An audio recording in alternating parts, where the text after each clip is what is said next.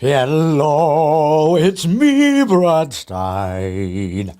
Brad Stine has issues where comedy, conservatism, and Christianity collide in a cacophony of clarity.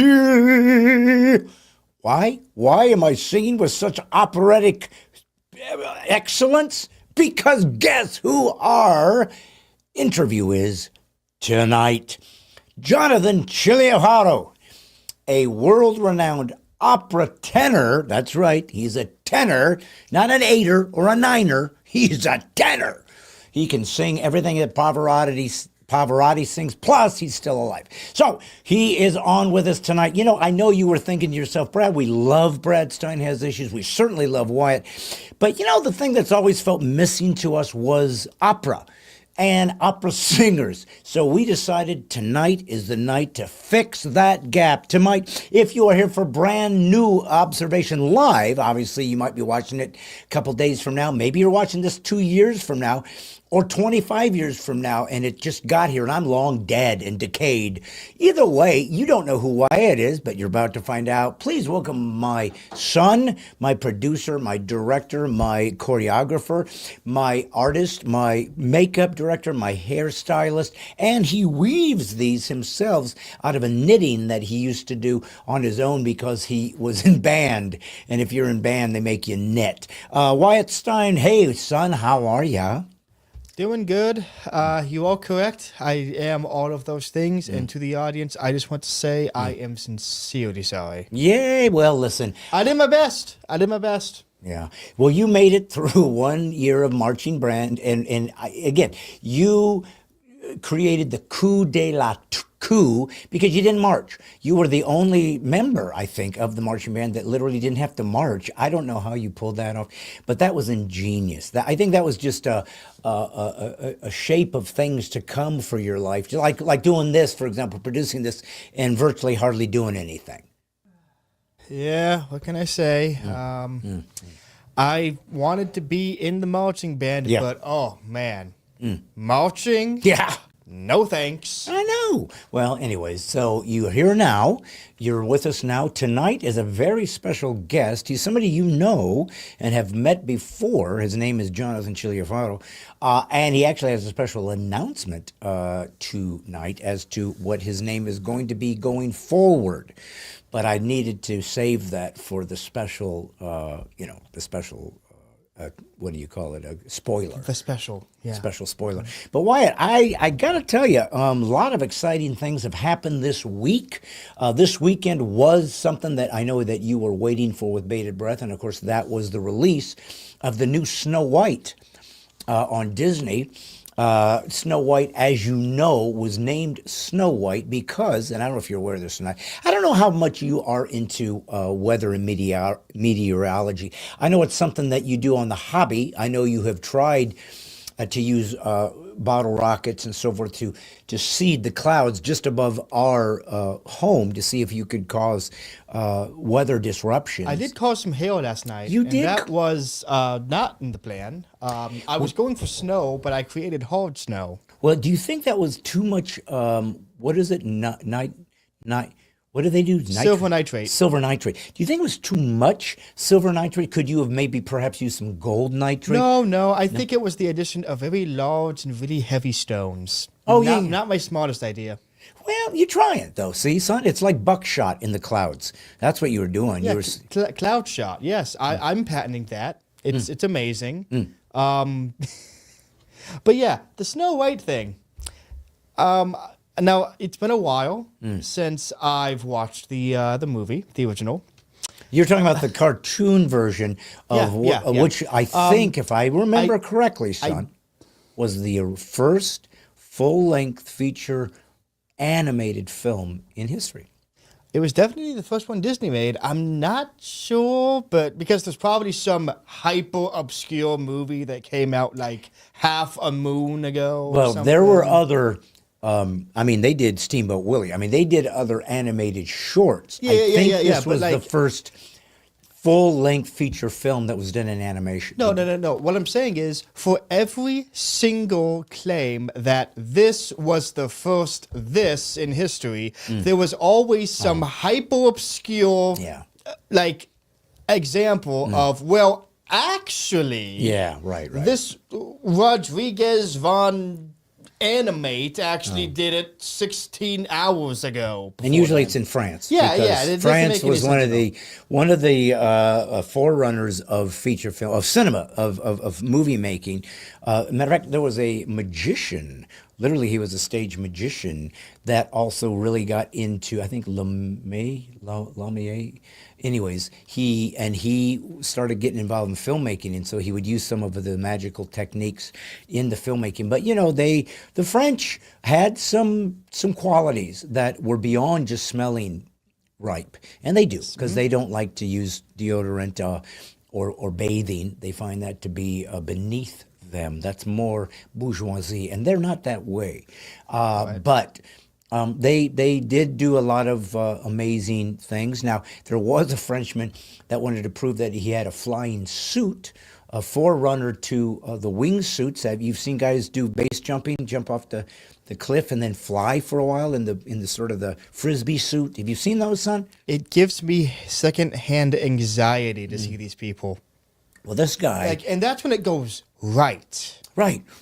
Well, this guy created a suit. It was kind of really puffy looking, almost like the Michelin Man, kind of thick and fit and black and inside. And he decided he had created the first flying suit, and he wanted to test it. And you know how he decided to test it? Please tell me he at least tested it with the world's first parachute. So he put on... Oh, no, he didn't. He donned his first flying suit. Oh, no. And he's in France. So can you think of an area in France that might give you the Eiffel Tower? altitude?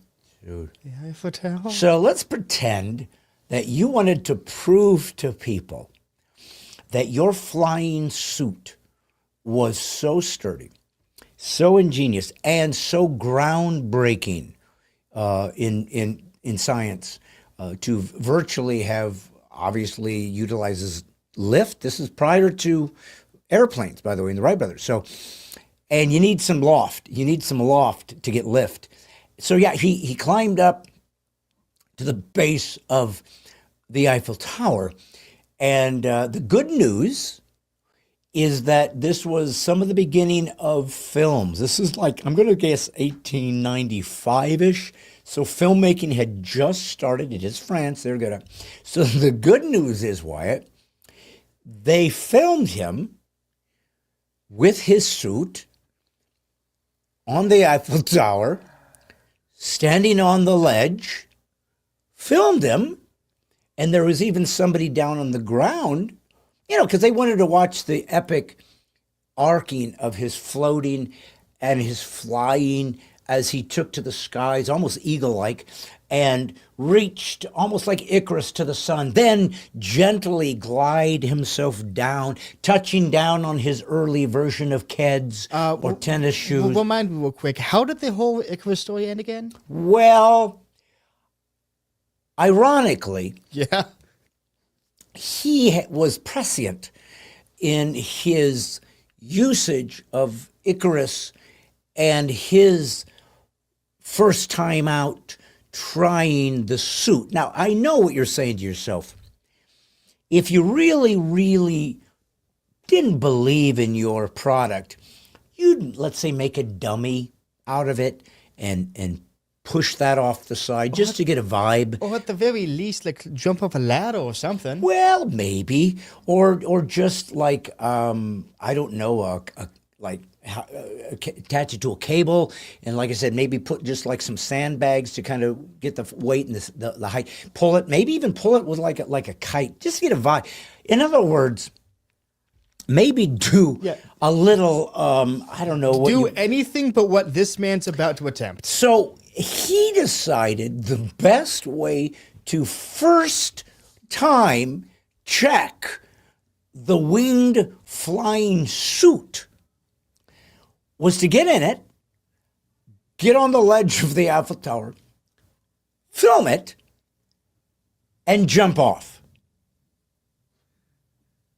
Is this the part where you tell me that it was a complete success and everything lived happily ever after? Kinda. Except the exact opposite. So not kinda. So what we have is an inventor, courageous enough to believe in himself. Wait. So what you're telling me is this guy tried to invent the first wingsuit. He did. But instead, he invented the world's first snuff film. Pretty much. What we do have is wonderful archival early film footage of the first wingsuit man plummeting. And let me tell you something, son. When it comes to creating a wingsuit or any type of floating device that you're attached to, there's one word you don't want attached to your escapade. And that word is plummeting.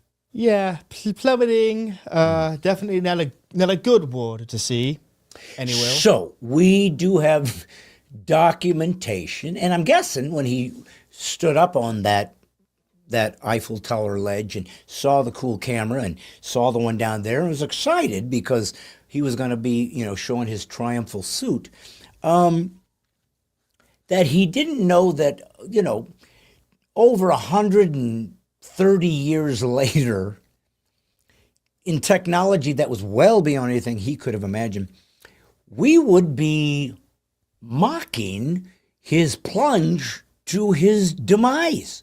And Wyatt, you can go to YouTube and find first wingsuit off the Eiffel Tower, and you can watch the aftermath of a flying suit that had a couple things right. Hold on. Yeah. Can you really call it a flying suit? Okay. So here's what I did want to clarify. It's a 2-word invention, flying suit. He got the suit right. It was a suit.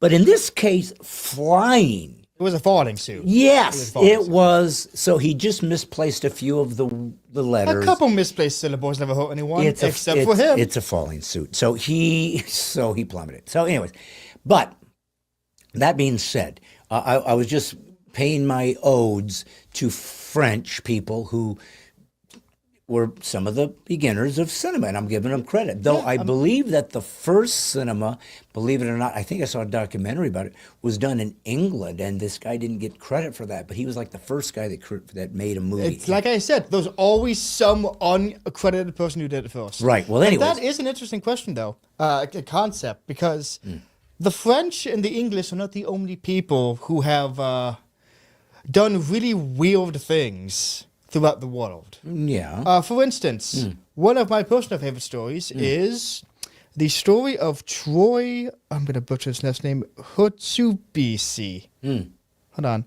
Hurtubise, yeah. Okay. He was a Canadian metal worker. Flying suit by any chance? No, totally grounded.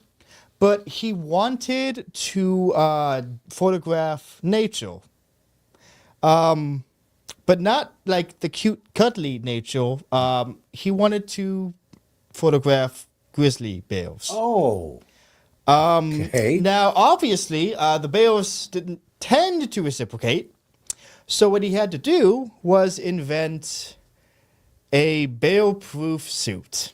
Okay. Now, he made the suit, but unlike our French friend, he was smart enough to say, I have to test this first. Okay. And how do you mimic being attacked by a grizzly bear to test out your cool new suit? I don't know, maybe get some like dagger, long spikes to kind of scrape at him since they have those long. Yeah, that's a maybe good one. do that. That's a good Maybe get a baseball bat because they're very powerful. Maybe swing at him to see if he could be his arms could be detached with one swipe. Very close. Not quite, though. Okay. What he did was he gathered some of his friends, went into an open field, and got run over by a truck. Okay, same thing. Is it, though? Is it really the same thing? I don't think it's the same thing. Was it a fuzzy truck? He had like a few mattresses taped to the end, but it was still going like 30 miles an hour. Okay. He somehow survived. And he decided, not good enough.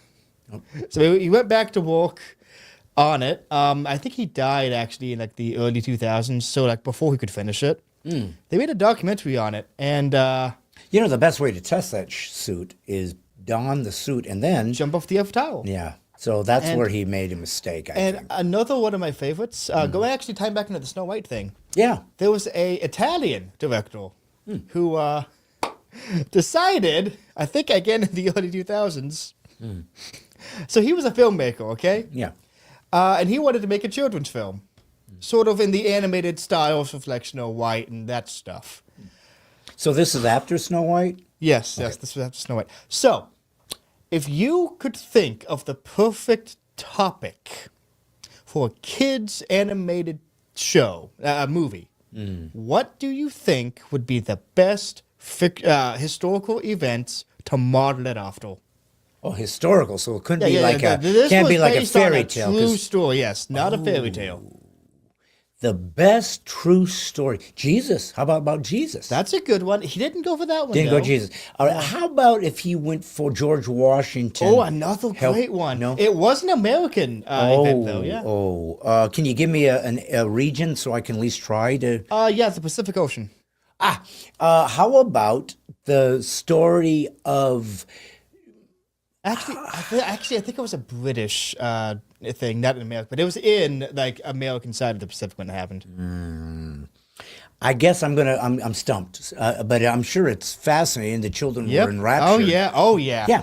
Everyone loves the story of animated cartoon characters setting ship on the RMS Titanic.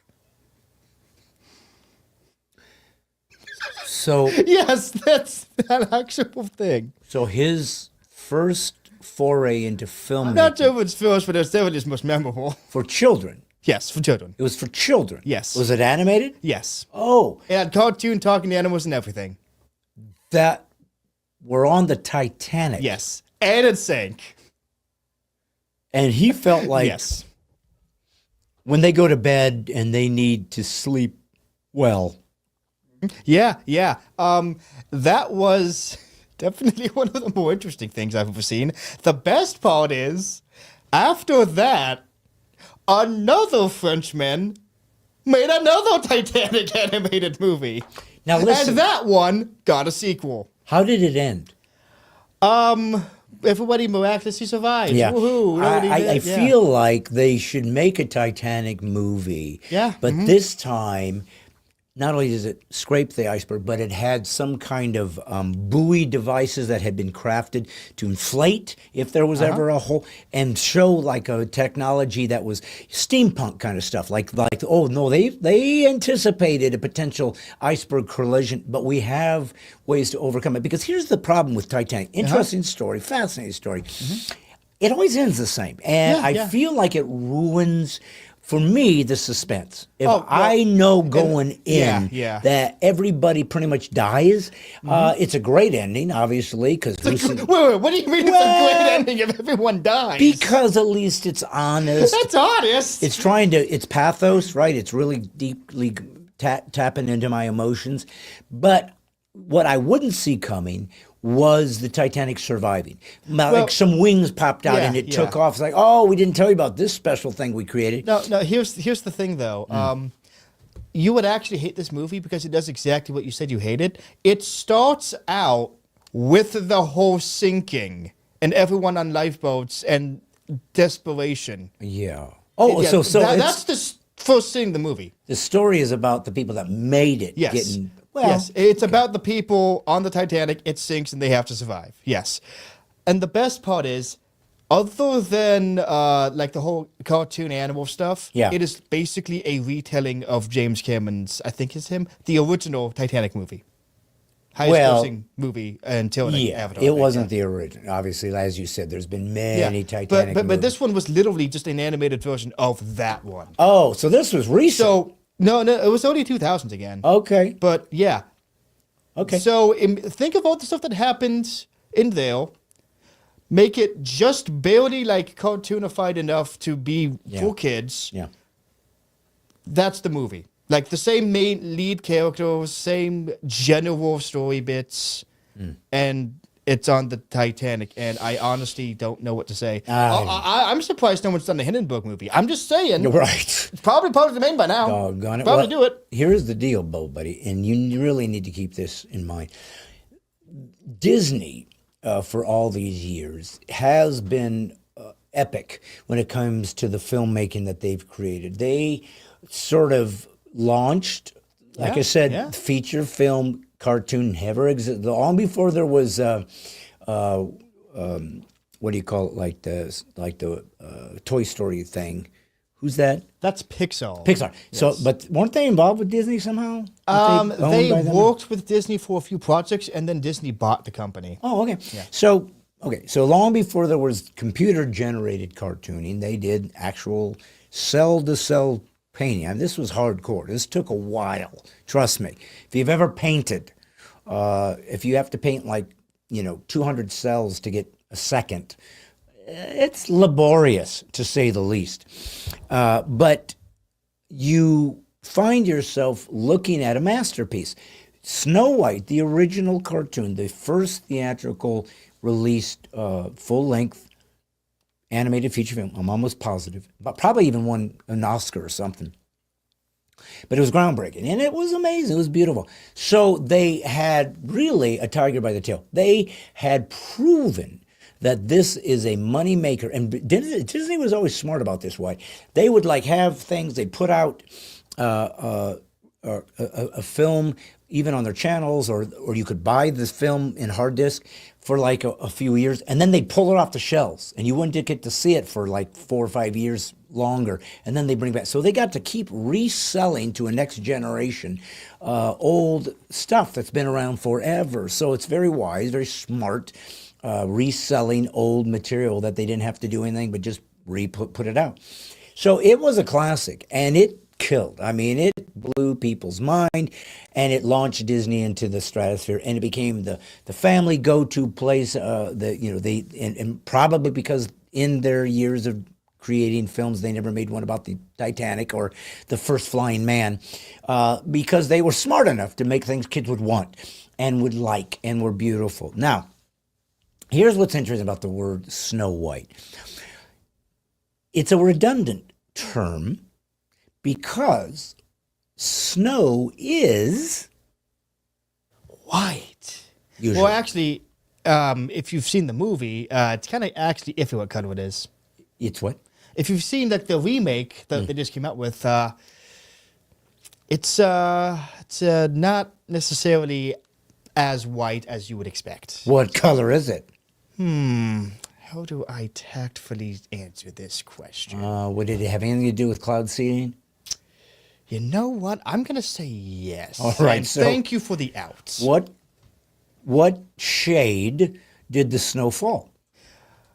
It was so technically it is snow, but it's not freshly laden snow. Okay. It's the kind of snow you get after a few days when people are driving their cars on it, and it clumps up, and it's all dirty, filthy. Yeah. That's more the snow they were talking about for this one. Well, Snow White was called that because she was very white complected. Yes, now, keep this in mind. Skin as white as snow. As white as snow. The original. But yes, and you need to understand something about this, by the way. This wasn't some indictment against those who are much more melaninly endowed. And you know what? Nobody thought it either. Nobody thought it either. They just decided to make this particular woman. Well, no, they didn't decide. It's based on an old German folk tale. Yeah, that's right. They were just that's most of the Disney movies. Back then, it was just retelling old fairy tales. Well, let's hope. Animated. That's it. That's all it was. Let's hope that the Snow White tale wasn't German, because they haven't had the best track record when it came to human rights and the ones that they most wanted to protect. So I hope, just for Germany's sake. I don't get what you're saying, though. Well, so Germany, please evaluate in front of the audience. Now, Germany is technologically advanced country. They they originated rockets and jets. They make some of the best cars in the world. They're mechanical geniuses, and they're just very meticulous about making things very precise. They're very, left brain, mechanical, engineer-like precision, right? But they are stuck, no matter what they create, with one guy that didn't bode well for their reputation. He went by the name Hitler. Now, here's the sad thing. Why? Well, listen, every country has had its scallywags. Every country has had its leaders who are less than ideal or even evil, right? I mean, the Bible has... Yeah, I mean, this is a fantastic conversation that we are definitely, not going to have this whole video taken offline. Oof, yep, this is definitely... Continue. Please continue. Well, what I'm getting at is this. So these poor Germans, who did a lot of good for society, they have, but they elected a guy who didn't do good things. Wasn't really an upstanding citizen. He believed in the Aryan superiority, which is a particular ethnicity that was very white. Believe it or not, kind of looked like me, blonde hair, blue-eyed. Okay, seriously? I'm just saying. I'm trying to get you out of this, and you just keep digging a hole. I am not claiming. You need another shovel there, pal. I'm not claiming. Trust me, I'm a Christian. I know how pathetic I am. I am not, but my last name happens to be Stine, so I happen to be German, as are you. The difference is. Oh, no, we'll be into this. You went another direction, melanin-wise. Hair-wise, you just decided. I think even at the get-go. No, I was. I don't want to be associated with. No, I was literally just telling. I thought we were reviewing our thoughts on the remake. So here's the problem. You're the one that said that Snow White originally was a German folktale. Because it is. Well, I'm just saying that is just. It's just. You're the one who took it further than that. I was just pointing out. I said... Honestly, a lot of fairy tales back then. I said if this was a German fairy tale based on this really white girl, who, by the way, had dark hair, like you, then it's just not a good look because they already had this Hitler attached to them. And I just say, no matter what they come up with from now on, they are stuck with this lunatic named Hitler. So think about that. You just say, hey, we just invented a cure for cancer. Yeah, but you got Hitler. Okay. But we now have figured out the elixir of life. Nobody will ever die again. Yeah, but you gave us Hitler. Drat! And I can just feel the monetization for this lowering. I am saying Hitler was an absolute destruction of anything good Germany came up with. I am saying he was a disaster, an evil guy. What are you getting at? All I'm saying is simply saying the name, regardless of context, is going to make enemies. That's just the world we live in. Context no longer matters. Well, anyways, words. I'm just saying that if it was from the Germans, I feel sorry for them because they can't escape this crazy Hitler lunatic. By the way, I did double check. It is a German folktale. It, like many other very famous folktales, was first written. It is credited as being written by the Brothers Grimm, which as though there wasn't a way to make it worse. I know. Come on. Exactly. It's like they're trying at this point. So my point is this, and it's been a long roundabout way to get to my point, and maybe we're going to find out I don't have one.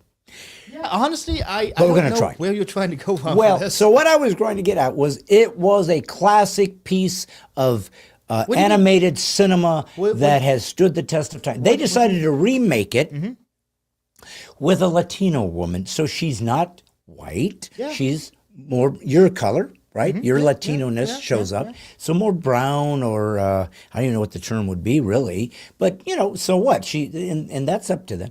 But apparently they also decided not to use the dwarfs. Yeah, what were they thinking? Well, they have 7 dwarfs, but I guess they thought if we went and found 7 dwarf actors that could make a lot of money playing dwarfs in this classic dwarf setting where they probably don't have a lot of options for dwarf roles, and suddenly they're given an opportunity. They can't help it, they're a dwarf. They've done fine as dwarf people, right? What's his name? Peter Dinklage is a fine, fine actor who was on Game of Thrones and numerous other, he was in Elf, I think, and he's just said, I'm a dwarf, nothing I can do about it, but I'm a great actor, and he's overcome. That's the inspiration we get from dwarfs. I'm 5'6", so I am a short man. The average man is 5'9". So I am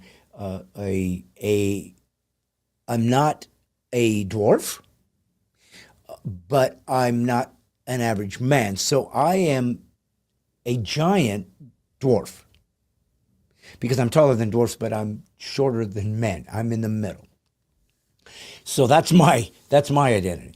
But the point that they have made these dwarfs not have options to play something that was a classic that they would have wanted to play was because of Woki. And this girl that played the part apparently got on and said, we're not going to have the prince rescue her this time. It's about her empowerment. Her empowerment. We don't want her to love a man or be carried by a man who went through thick and thin to rescue her. And she said, oh, he kind of stalked her.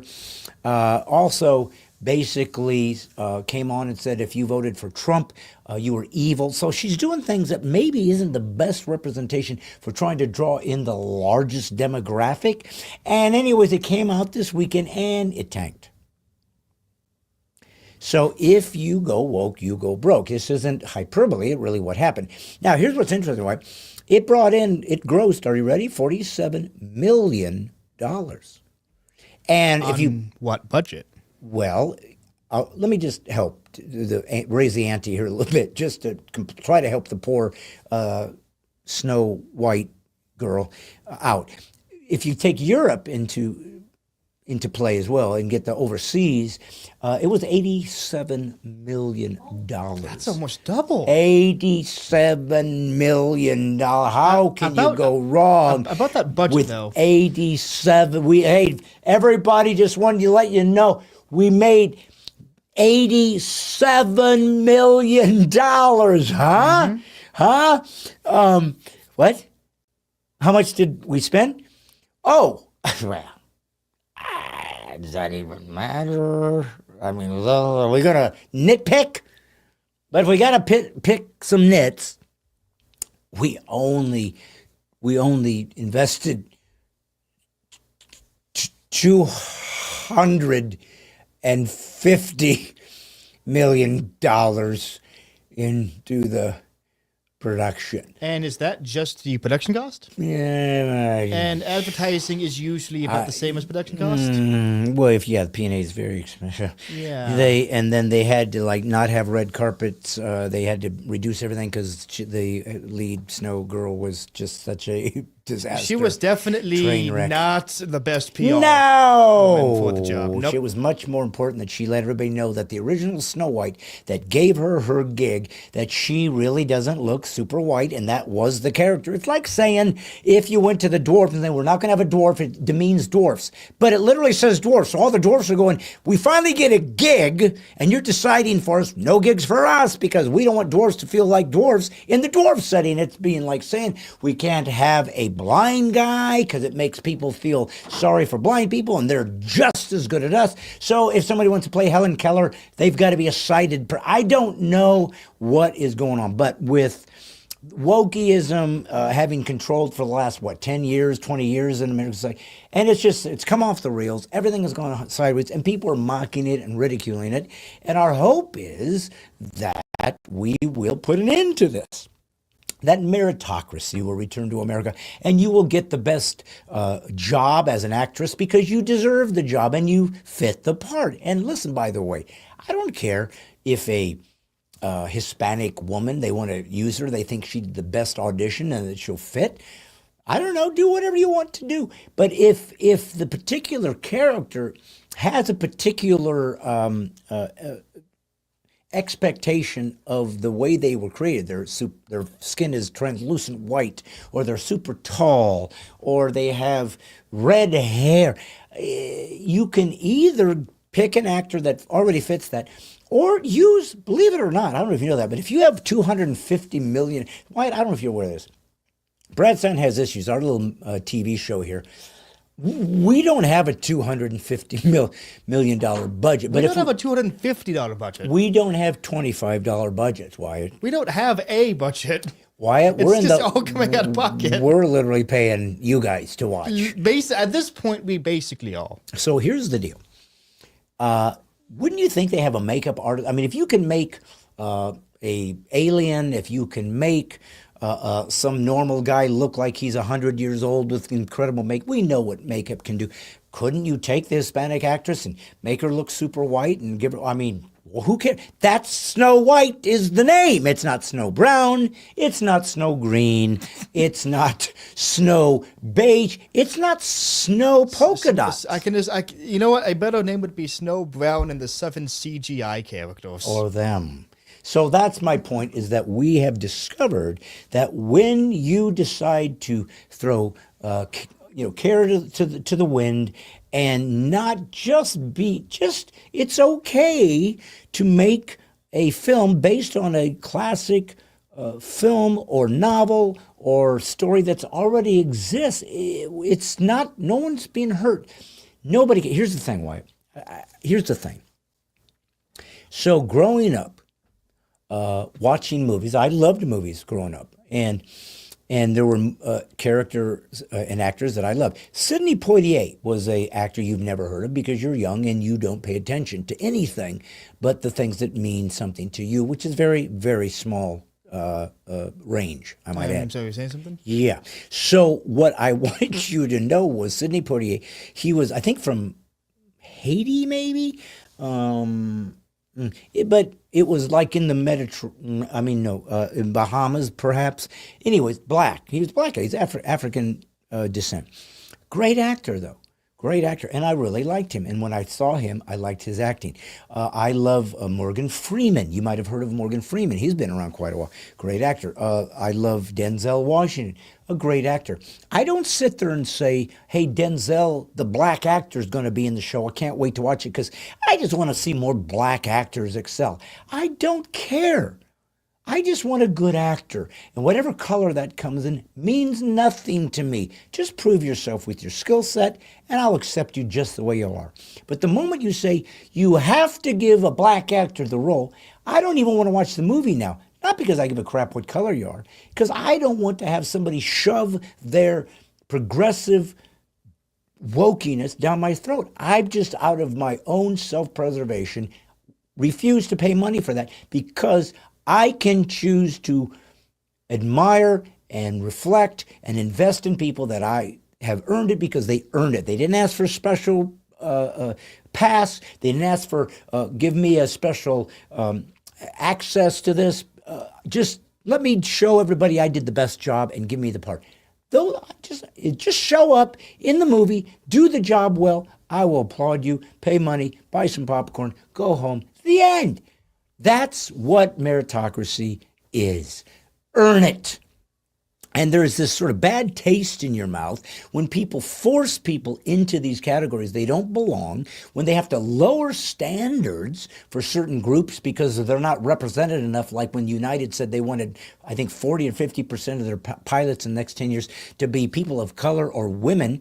And I don't give a crap if you're people of color or a woman of color. Be a great pilot. I need you to land this thing.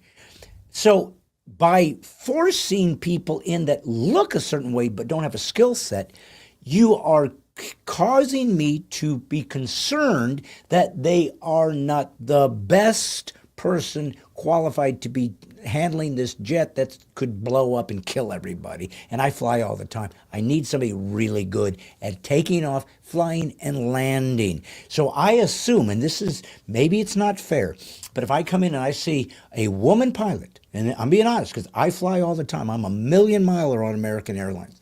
I'm a million miler on Delta Airlines. I'm an A-lister on Southwest. I have traveled a long time with pilots that I trust, and they've gotten me so far. I've made it. I never cared. And here's what used to be true, Wyatt. There weren't a lot of black pilots all throughout the years. I will say that is true. I don't know why. I don't know if they weren't given opportunity to go prove themselves. I don't know. Maybe that's true. And that's certainly been rectified, right?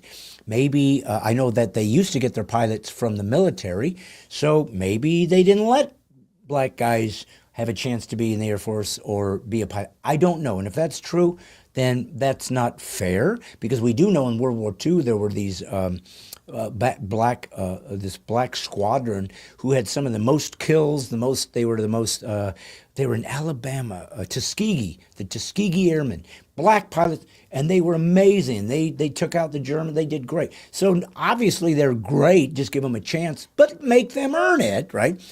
So if I saw a black pilot, and once in a while I would, you know what I thought?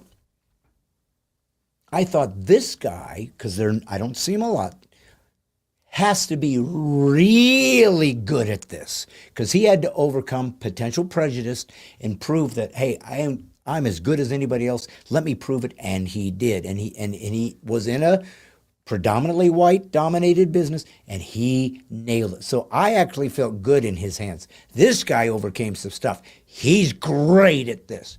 Now, if I see a woman pilot or a black pilot, I assume they're substandard. Now, that's not necessarily true. I don't know them. They might be the greatest pilot that has ever tested in pilot history. Maybe they are. But because of DEI, you will be selected because of your skin color or your sexual gender. If that's why you're chosen, and whatever we need to do to make sure that demographic is fulfilled, then they have to lower standards, because it's hard to make it as a pilot. It's hard to be certain, to get to certain surgeon, things that you just can't screw around with. You either are great or you're not, because you have people's lives in your hands. So when I see it now, and I see them now, I see more women pilots, I do not feel safe in their hands. I don't. I believe that they were given DEI treatment, a diversity higher, and I assume they are less qualified. Now, here's the thing. I could be wrong. I'll never know. And you can call me a bigot or sexist. You can call me whatever you want. But the truth of the matter is, they made it clear we are going to choose people based on the way they look over their competence. That was their call, not mine. And we now know that's what's happened. Maybe it's going to change now. Maybe they're going to reverse. We see a lot of companies backpedaling from their wokeism, and maybe that will be the case. I hope so. Earn it. Earn it. So when I see a black hunchback woman running the show as the pilot, you're great. I know you're great because you earned it. That's all. Let everybody have the dignity of proving their own worth in their own way under the same standards, and then when you get that license, you can be proud. You earned it. And that's what it means to be an American, to be free, to be a person of dignity and honor. And that's what is needed in America and around the world. People being lifted up. And we expect you to compete at the highest levels. If you can't, whatever color that comes in, oh well, do your best wherever you land. But you don't get any special breaks. That is freedom. And that is just common sense. And that is dignity. Folks, that being said, the man that you are about to listen to speak, that I'm interviewing, is a guy that is unique. He's a friend of mine, and that's not always the case. He's Italian, and he moved to the United States and got his citizenship the old-fashioned way. He applied and earned it. He is an entrepreneur. He is a professional opera singer, and I thought, I want to bring this guy on because I'll bet you all don't know a lot about opera. I didn't, and I thought it could be interesting. You should know this. He's a Christian, but as I say in the interview, and you'll see, I've never met anybody like this guy. I watched this man go do a YouTube tutorial, take apart an entire piano and put it back together and build it, and it functioned. One of the greatest PTSDs in both Wyatt and my life was watching How Do They Make It, where they were trying to show how to tune a piano and to get it just right, and the meticulousness that had to go through to make this thing work made both of us anxious, throw up, diarrhea. We a couple times wanted to scream in horror, claw out our eyes. Wyatt, do you remember the piano episode? It was the tiniest piece of felt I'd ever laid eyes on. Oh, God. I mean, remember us watching going, who could do this job? Like I have seen meticulous, work at a factory. You'd have to be literally psychopathic to enjoy doing that. Yeah, well, anyways. Your mind must be shut off at all times. Wyatt, Jonathan rebuilt his piano, and he plays piano. He's a great piano player. So he did it, and I've seen him build his own pizza. He's Italian. He took the built-in fireplace and he turned it into a pizza oven so he can do fresh pizzas with brick. I mean, this guy, I've never met anybody like it. Everything he touches works. He's like miser, the miser's touch. Everything turns to gold, but in a good way. So he's interesting. He's made it in this business. He's very well off financially. I mean, he's just he's an American success story from Italy who believed in the American dream and fought for its values, the Christian conservative values, and became an American. So he's a story you need to hear about, the life he's lived, where he came from, how he was the upbringing, and the difficulty he went through. Great story, but also I really wanted to take time to learn about opera because it's something that many of us don't know much about. Most of us think it's boring. Don't want to watch it, but they're the greatest singers in the world. I mean, they're crazy great singers. And so I wanted to give you some insight and some wisdom about a very old performance art that is heralded as the top vocalist there ever was. So you got a lot to learn, as well as his story, his faith journey, and just what it means to be an American by choice. So guys, sit back, relax, and, warm up your voice as we listen to the story of this amazing operatic tenor, my friend, Jonathan Cilia Faro. So on Brad Sign Has Issues this Monday, I have a very, very special guest. And all my guests are very, very special, some in a good way, some in an odd way. This one is all of those mixed together because the person that you're about to listen to has got an amazing life. Trust me, it's fascinating. And he's unique. We'll talk about that. But he has some elements of who he is that has been very different than anybody I've ever known in my life, and so I find him fascinating. He's my friend. I don't oftentimes get to say that the guest is my friend, and so it's always fun when that is true because the chemistry is there, but I also know who they actually are. But they also have something to bring to the table that is very unique and very different, and frankly, I think for most of you out there, you will be educated on a genre of music that more than likely you don't know a lot about. You might, but most people don't. And yet it's one of the most sophisticated, most difficult, and the most respected vocal forms of music in history. Opera. Sounds boring? Hang on. That's what I thought until I met this guy and heard him sing live and realized, I don't know what this is, but this is like angels. So you're going to learn about opera. You're going to learn about a man's life. You're going to learn about a man who moved here from another country because he wanted to be part of the American experience and part of a very ancient culture that has a lot to bring to the table. So instead of just whetting your appetite, why don't we jump right in with a friend of mine and someone who I promise you are going to want to know more about and want to listen to his music down the road. His name, Jonathan Cilia Faro. How do you do, my friend? Good. Hi, Brad. It's good to see you and hear of you. Make sure you keep that mic nice and tight so you don't have to lean over. Hi, guys. But this is Jonathan. And Jonathan, by the way, that'll be your mic if you ever want to go to an ISO. So you are an Italian man. Yeah. I think we can tell just by your accent. But I don't do that to make fun of you because you speak many languages. So, hey, man, you can have all the accents you want because I don't speak Italian and you speak English. But here we are. And I first met you. Let's just get started on how you and I know each other. And then we'll move into who you are and what your life has become. But I met you, I don't know, what, would it be 10 years or is it a little less? We met exactly 6 years ago. 6 years, okay. In the center of a pandemic. That's right. I was home. I was a little bit depressed. And I was looking for comedy. Okay. To laugh. I need to laugh. And nothing was there out there clean. Everything was like swearing. It was the battle of who's swearing more to make people laugh. And I remember I found your concert about Christian don't swear. Oh, they don't have curse words. Yeah. Exactly. Okay.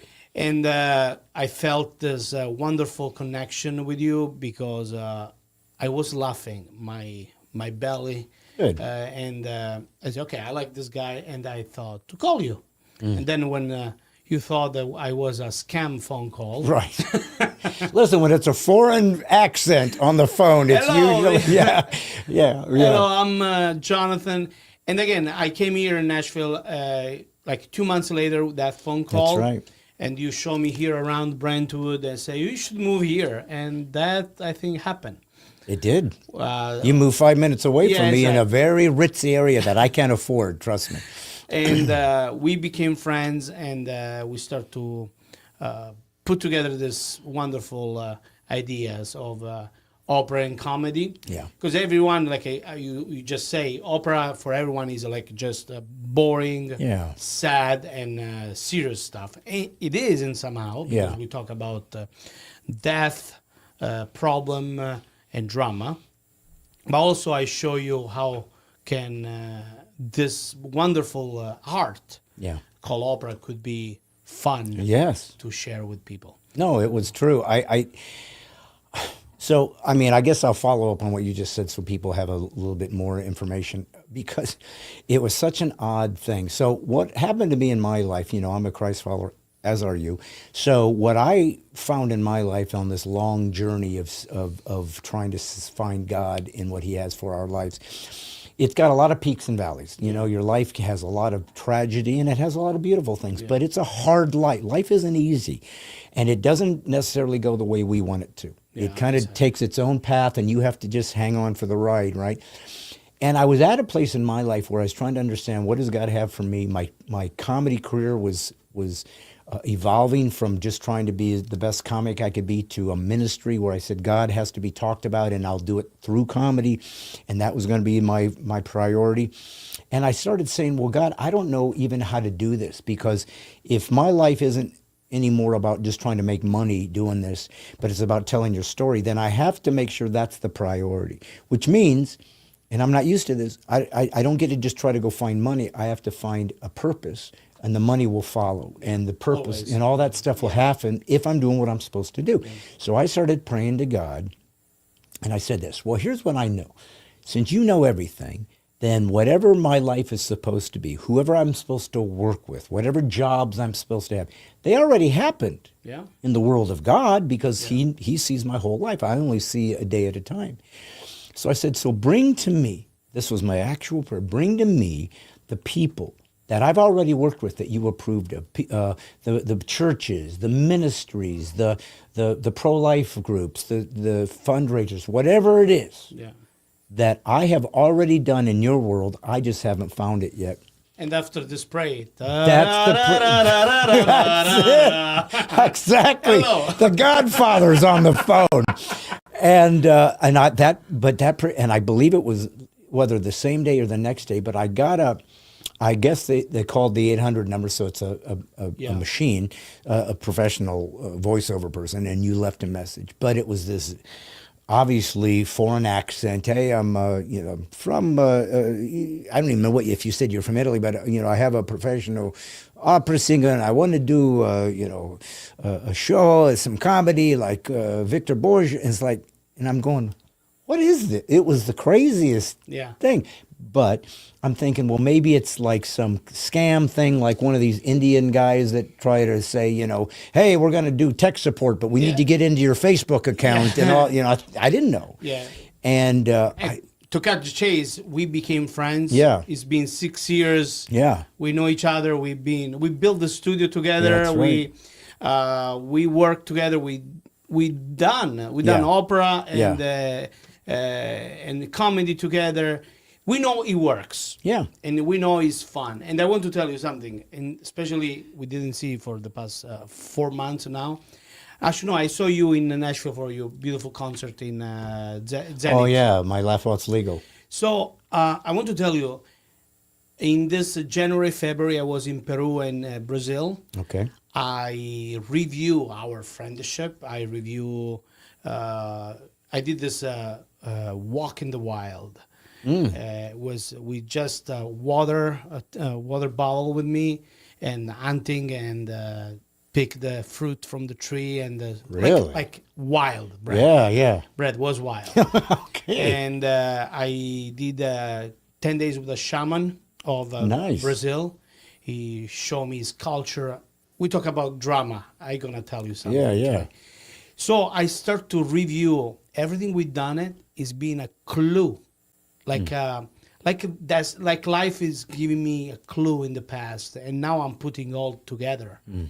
And this is why it's crazy stuff happening, because you start to, you seeking God guidance, but sometimes we're so crowded with our thoughts, with our problem, with our ego. My ego was like too high.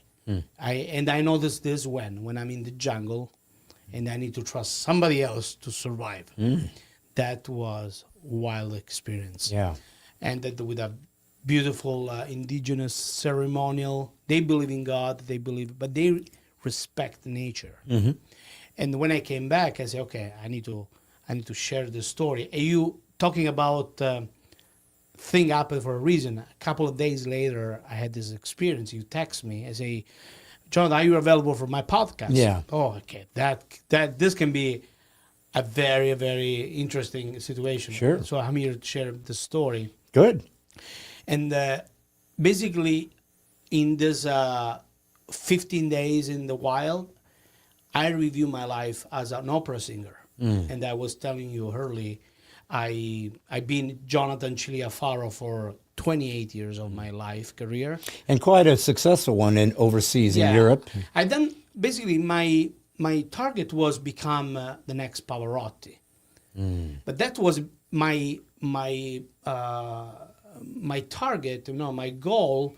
At the same time, this was my limit, because there's only one Luciano Pavarotti, only one, and everybody tried to sing like him. It's like I try to be a comedian like you. Yeah. It's quite difficult for my English first. Listen, I don't want to interrupt your story because I want to obviously go that direction, but I would hate to not learn a little bit as we're walking along this, because one thing about opera is it's not a typical format that most people listen to. It's a very unique stuff. It's old. It's classic. Yeah. It's very historically respected. Yeah. But it's not like it's pop where most people listen. It's unique. So I'm just curious, and I'm not trying to mess up your rhythm. No. Yeah. But I think it's important. You mentioned something like, well, I want to be the next Luciano Pavarotti. Now, here's one thing I've learned about my life. The arts are very subjective, right? If I watch a guitar player and I don't play guitar, I'll go, oh, he's really good. But a professional guitar player can watch that guy and go, he's not so good. Yeah. Because you know how difficult certain moves are. but I don't know anything. So consequently, to me, everything is hard to do because it is what it is. So I can't. So when I've heard you sing, it's mind-boggling to me because it's such a difficult style of music. And then I hear this guy, and he's obviously great, but I feel like I don't sound like he's different or better than Jonathan. So if you get somebody special like that, Pavarotti or whoever, who was the guy in the 1900s that was very famous. Anyways, I don't remember. Caruso. There was a few names that everybody's heard of because they were so famous. But are you telling me that a Pavarotti can do and sing and accomplish things vocally that nobody else can do? No, what I'm telling you is he was very unique in the way he reproposed opera to the world. Okay. Because he was the only opera singer was a pop. It means it was a very easy access to the population. Okay. Caruso was very serious about his career. He was very nasty person in general, very upset person. Mario Lanza was more televised artist. Carrera, Domingos, the most famous. We talk about personality. Luciano Pavarotti was the one that can hit a spaghetti ball and sing without be on the stage. Some people, they only sing when they're on the stage, like a prima donna. In fact, the most famous opera singer female was Maria Callas. Yes. She was a prima donna. She was a pain in the neck, where we use it very, very hard to reach. She married Onassis, the most famous ship armor in the world. So based on your personal story, Luciano Pavarotti grew up in poverty. His father was a baker or a shoemaker. I don't remember the two things. I'm very confused today. But he became the most famous and beloved opera singer in the world. Right now, like Andrea Bocelli it is. Yeah. But with the difference, Andrea Bocelli is not an opera singer with a classical power like Luciano Pavarotti. So there is a difference in what the tone, yes, in the power, in the sustaining, the note. I don't know enough about it. I'll give you an example. Corvette is a sport car like a Ferrari is. Okay. But Corvette do not have the prestige of a Ferrari. Okay. Or Lamborghini is the same sport car, but it's more mainstreaming. It doesn't have the prestige of the name of Ferrari. But you're not also, and I understand what you mean, but you aren't saying that there also is a quality of sophistication that is better than your average opera. I mean, exactly. The sophistication is what make different Luciano Pavarotti of Andrea Bocelli opera voice. Okay. Andrea Bocelli has a great classical voice. Okay. He's very romantic. When he sings opera, is not the same prestige of Luciano Pavarotti.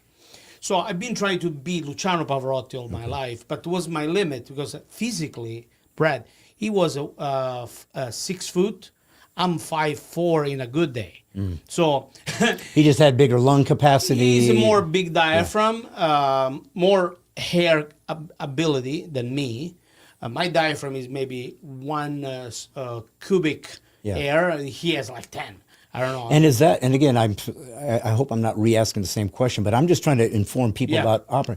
So is part of it just the power of how the note is coming, or is it also just how long you can sustain the note? The power is very easy to. I have very powerful voice because I'm more condensed than a big person. So I give you an example about a balloon, air balloon. I can blow 2 balloons. One is bigger, one is smaller. If you release the 2 balloon flow of air, we have the same power of out. When the air kick out. But the big balloon has more duration than a small balloon. That is exactly how I explain my technique. Okay. During the year, I've been develop also endurance, stamina on long notes. But some opera singer has long notes at the top of the range. So high C for a minute. My high C is for maybe 50, 40 seconds, so 10. Non-stop, though. Yeah, no. I mean, that's it's a long hard. It's a long. That's a long apnea. time just to go, just to do it normally for 60 seconds. We can do a try with a. I don't. I don't think. We can see. Can you help to measure this time? Okay, well, Let's try. I guess we're gonna practice. What are we gonna just say? Okay, together.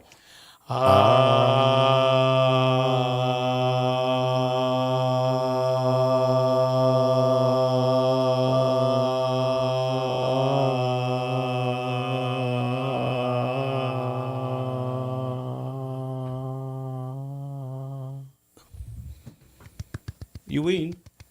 I won. So, It's just practical. but let me ask you this. So when a opera singer, let's say, plays a classical song, because they're, I don't know if I'm sure they still write opera songs new. No, not anymore. But for the most part, they're classics. Like Yeah. you play, certain famous songs, and part of your reputation probably is how well did you sing this particular classic. The most famous Italian author is Puccini, Verdi, Rossini, Donizetti. So that is the classical repertoire. There's no modern repertoire. The modern repertoire called romanze, romantic song, but they're nothing to do with the classical composition. Yeah. So where Verdi, Puccini, Donizetti did, they put classical music on Asian show. All this show was just music and muted, and they start to writing song to describe the scene, to tell the story. So that were Italian and we were famous for. The first one was I don't remember the name. I'm gonna come back.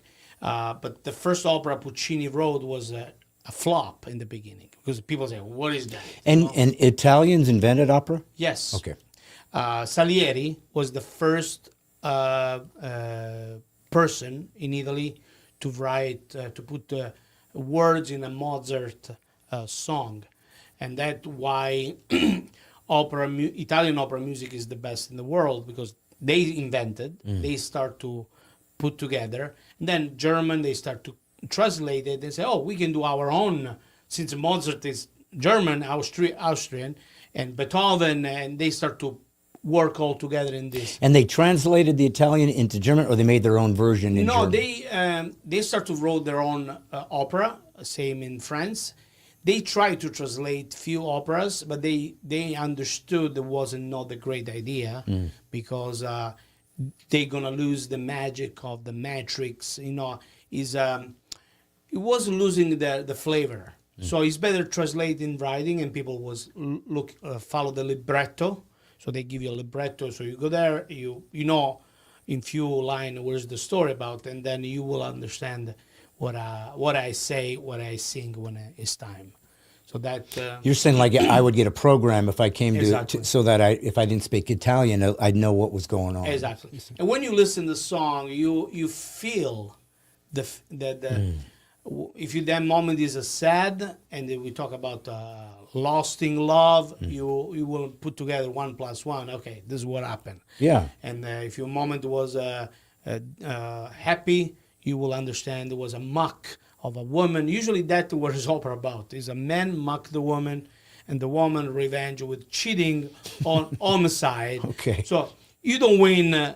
You never win in opera. Which is kind of true in life. Yeah. You don't win the women. Only one opera ending well is called is from Donizetti, called Elisir d'Amor, and they talk about a man get fooled by a crook who sell wine and tell, "Oh, this is a love potion, drink, Yeah. potion," but it was just wine. Okay. And this guy ended to be drunk, and nothing happened actually, because he's drunk. He loses his opportunity. Okay. With a woman.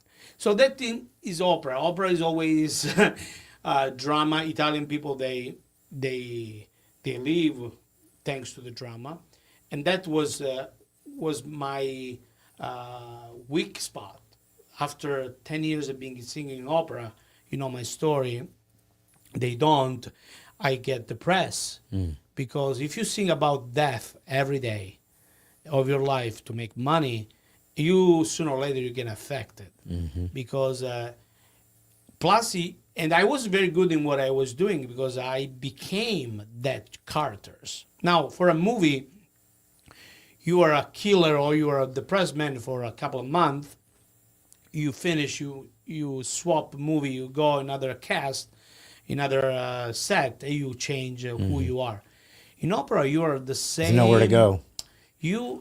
All the tenor parts, they're all sad. They're all men get in the wrong relationship, and that's what happened to my first marriage. My marriage became my opera, my drama. Wow! And even if I was I'm a believer, it didn't save me from this very, very dark moment. So that when I decided to stop the opera concert, like the production, I started to do opera and comedy, like Victor Borge. Yeah. So I can. So it literally was an emotional taxing on your spirit to where you go, this is killing me. Well, we're gonna keep going there because your story is important because you're gonna help people. But I just figured like I don't want to completely abandon our exploration of opera in general because it's so different, and so I guess I'm just trying to help educate them and myself. Yeah. So let's take another example of classic literature, which is Shakespeare. Okay, so Shakespeare is considered the foundation for a play, for a dramatic play. And what you will find in England, where they created this, is different people played, Othello, or they have a different actor that Laurence Olivier is Hamlet, and then now Jeremy Lyons is Hamlet, and now whatever the famous actor is, part of what you prove your worth is tackling these very difficult roles.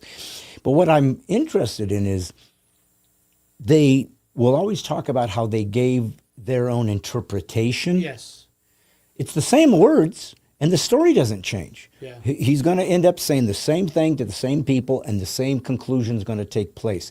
So the only thing you can do differently, because you're recreating the same story with a different person, is something you bring to this character about the way you see it that makes it feel different, makes it feel like you're giving it new life, like I'm seeing the same character in a way I've never seen it before. And that's what we call their interpretation, right? And sometimes that's not, people aren't pleased with that. So I'm guessing, when you see where I'm going. Yeah. So that must be, to me, if you can sing as well as Pavarotti, I'm not saying you said that, maybe you can, I don't know how to evaluate. The only thing left, unless it's marketing, like you said, is they do something that an opera connoisseur would say, oh my gosh, I've never seen. So what are they doing nobody else is doing? You've been witness my Nessun Dorma in our shows, and that version of I do Nessun Dorma in my best ability, and I will never be the same as Luciano, but I'm not ever interested to sing like him. Yes, because I can't. We cannot be all the same. I don't want to be the same. Yeah. I'm Jonathan. He's Luciano. I give you an example. The most famous, since we talk about Hamlet, the most famous sentence is be. To be or not to be? That is the question. Okay. Be or not to be? This is the question? Yeah, you're right. Or make your version. Yeah. You to can be make or not that is the question. Yeah. So you can be asking, he can be contemplating, because he's talking about if he should stay alive. Be or not to be? Yeah. That is the question. Yeah. It's become, so it's the same opera, the same. So actual inflections can be changed. And do you have the freedom to do that, or is there like a conductor going, no, Okay. you got to do it like this? Okay. It's All depends who's paid the bill. yeah, okay, So, like, I'm an independent artist, so the music director does what I want. I see. So I'm gonna say, I want a long pause between vincerò, stop, and I do the last one. Some people say, no, I will never do that, because they want to be by the book. Okay. So it is written with a certain notation of how it's supposed to go. Exactly. Same with Shakespeare. They impose to, that is the question. Yeah. Is not that the question? Yeah. Or is I saw a beautiful play about all this, how you can interpret it your own. It's like reading the Bible. Some people screwed up that too. Yeah. They take one little verse, they pull it out, and they build a religion about that. Right. Thing. So but art and opera is different. Opera, you need to feel it, the pain. If you don't feel the pain, there's no way it's credible to the audience. Let me ask you this then, before we move into your story, and I want to continue with the story about the shaman. That's very fascinating. But I do want to kind of complete our exploration of opera in general. So Italians created it. So that must mean that they also created this style of singing that I guess wasn't happening prior to that. It's So called, what did they do that hadn't been heard before? Okay, what happened in 1800th century, there was no microphone. Okay. So the instrument that they available at that time was the piano, the string, all the accordion, all the instrument. And there naturally they release 0 dB volume. So my 0 dB is this. So I'm talking regularly, and this is my. There's a sound go from here to that wall of us. Now to cross the wall to let people hear me, I need to raise the volume without changing the tune of my voice. Gotcha. So they start to understand. They start to looking for a projection. Okay. So they start to put one singer and say, "Okay, sing louder." The most powerful sound in nature for human is a baby cry. So when in the hospital some baby cry, you hear So that sound called power breath is when the diaphragm push the air in the stomach, and it's coming back very powerful. Okay. It's like when the effect of the bottle, when you blow inside, expand the bottle, So for compression, the voice get projected. So now we have the arena. Say, if we sing in this way, so every song, every word is like, la, la, la. There's a projection. People will hear this guy from far away, even if there's 20 orchestra pieces around him. So all together get hear about in a big theater. So now they start to build theater with a high ceiling, like for acoustics. Yeah. And in Sicily, we have the most famous theater in the world, prison in the world, called Orecchio di Dionisio. It was a jail where start from 0 to 10 meters opening, like a 20 feet opening. So like a trumpet, okay, a cone. So if you whisper here, at the end of the trumpet, you have big sound. It was built by emperor. Say, I want to hear the secret conversation of my enemy. So that was reproduced in opera. So build the theater, like the amphitheater, like a big ears, like a big cone, so I can whisper here and the sound will be propagated on the marble. In fact, all the antique theater in Italy, if you've never been in Italy, you need to come to see this. You can whisper, and up there you're gonna amplify your voice naturally. When you are an opera singer, your vocal, your performance, it can be amplified naturally, but you need to have at least this powerful available. A country singer will not work. Actually, if we go to Tennessee cave, you know that we have a natural cave, you can experience that. You know what I'm talking about. Yeah. So at the cave, I would love to do a concert there because it's going to be totally live without amplification. And I'm going to tell you when I'm going to organize that. That is very interesting for me. So that was the technique called bel canto, where you use your diaphragm to project your voice. Nobody knows, and this school was very hard to do it. You need to have a natural ability to do that. French, because they're lazy, they invented the canto in maschera, so it's like a fake version of bel canto. So where people, even you do it, you can do it. Is I have this ugly face where you start pretending to be an opera singer. You can mock me. When you mock me, it's like a canto in maschera. You pretend to be an opera singer, but you are not. Yeah. In the past, I think 100 years, the canto in maschera destroyed the original opera school because everyone pretend to be an opera singer. And but they were actually singing the technique, or it was just they're kind of a mockery. Yeah, they're mocking. So they wore a mask, like they were, then they would. He's not wearing a mask. He's called the maschera because he's like pretending to be an opera singer. But they weren't doing the actual technique. No, the actual technique is very hard. Yes. Take like Can anyone learn opera? Yes. Or do you have to have a certain genetic? No, okay. You can learn.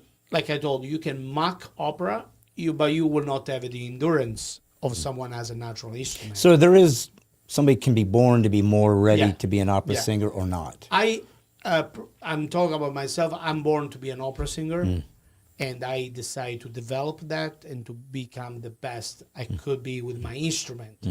It's like your ability to do magic trick.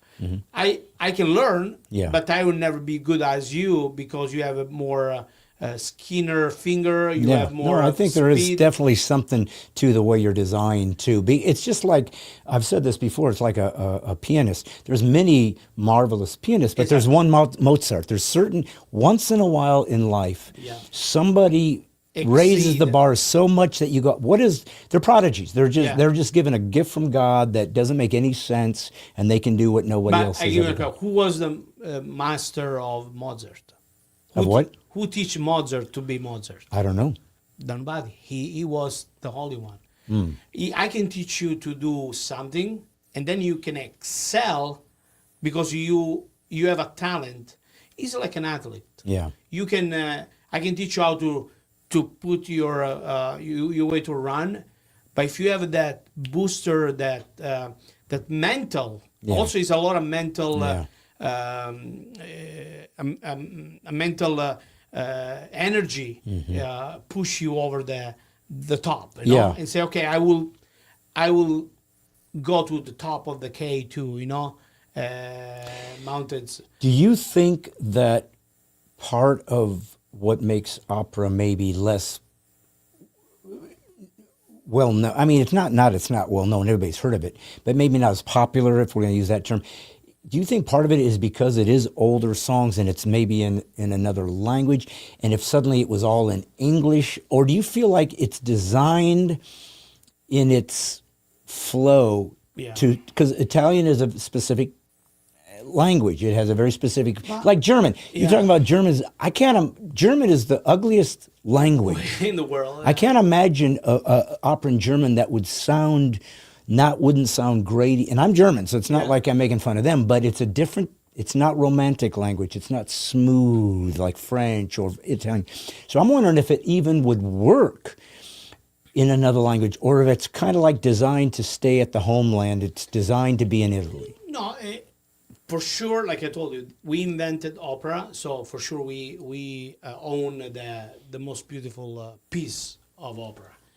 However, this myth of opera be less unknown is only because, I give you an example. I don't know how many people follow this today will be like it's 16,000. If we tell these people to go to see my opera, my channel, most of them they will love it because they this is good. Yeah, it's not easy to be done, or I don't understand.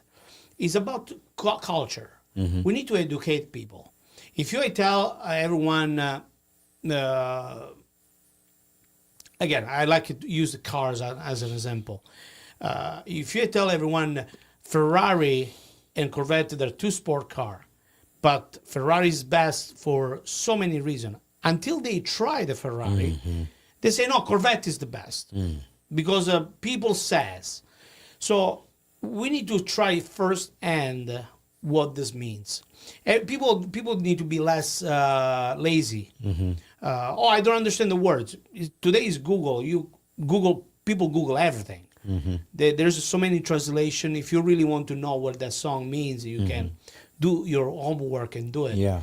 But the benefit of listening classical music is much more than listen crap music or fast food music. I think so, yeah. I heard Stapleton the other day, the country singer, upset about Beyonce be a country singer. Okay, yeah. That is the point. Education on the genre.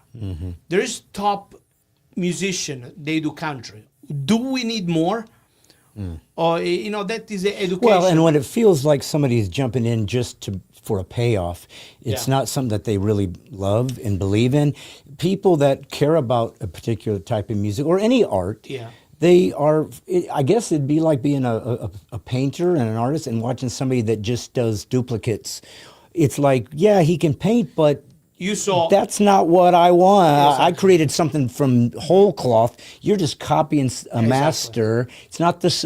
Lots of people can make the Mona Lisa. Yeah. They can copy it. Copy. But one guy did it, and they said that's the standard. Yeah. And that's why I was wondering. So what I want you guys to listen to, if you've never listened to opera, and I got to say this is a key point that I don't know if you think about because you're so used to this world.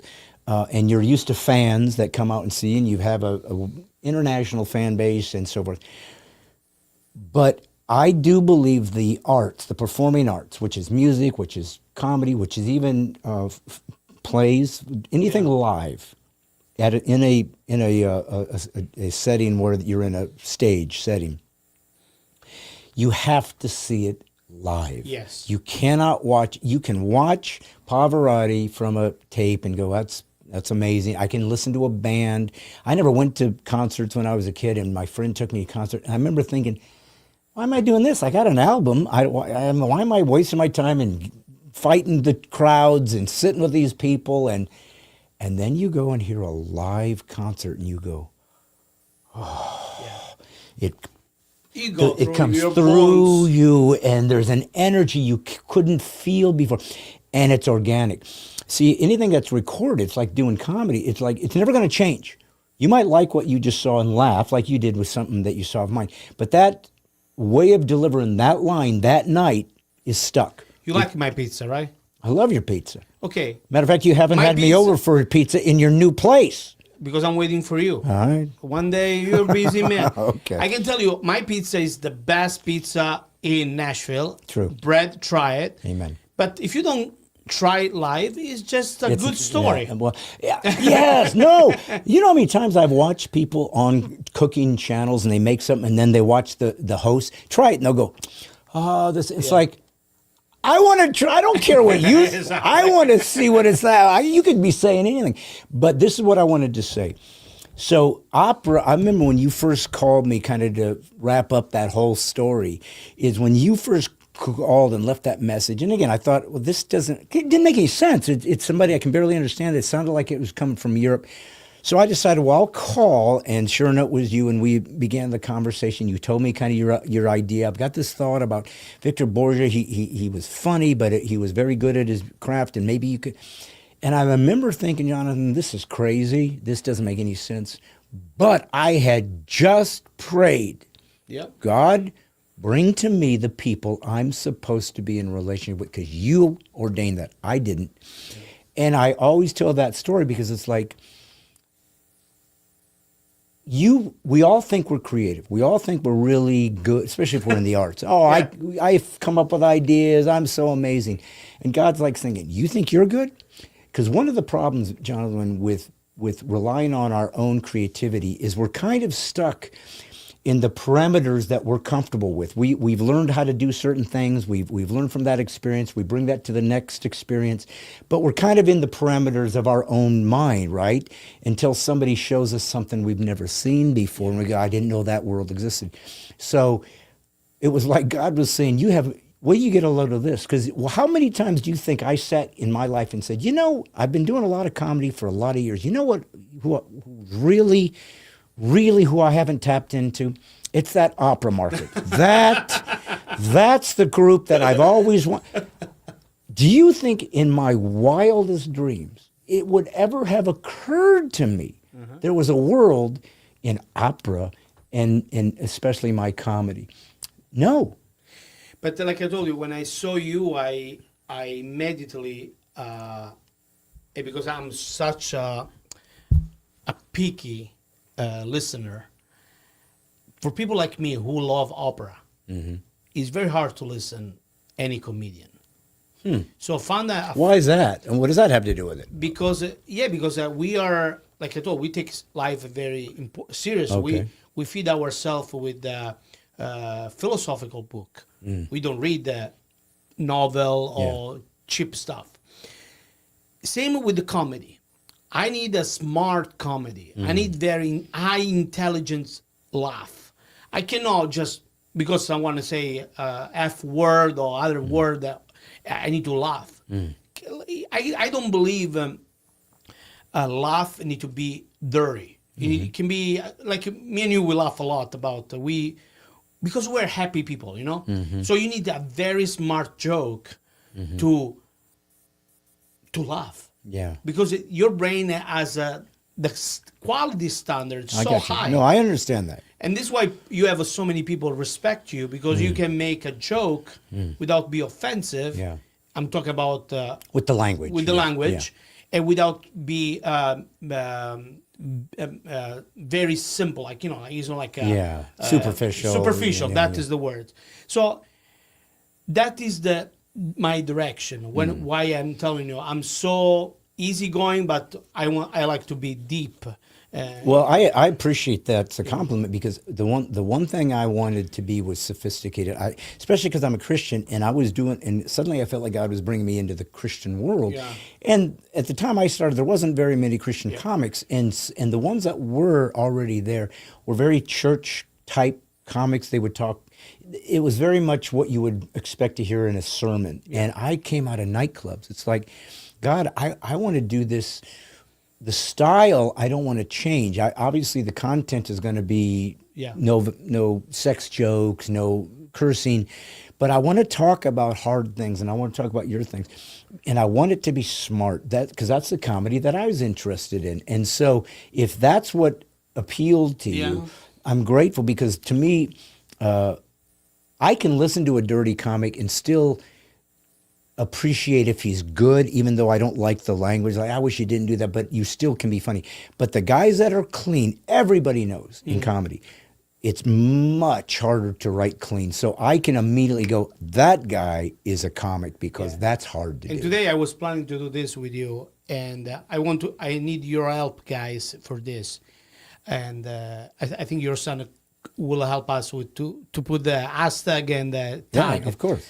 I want to right now to tag John Rogan. Joe Rogan. John Rogan. Yeah. I have a high respect for this comedian. Sure. He's very dirty. Yeah. Okay. But he knows. He's not discovering now. Yeah.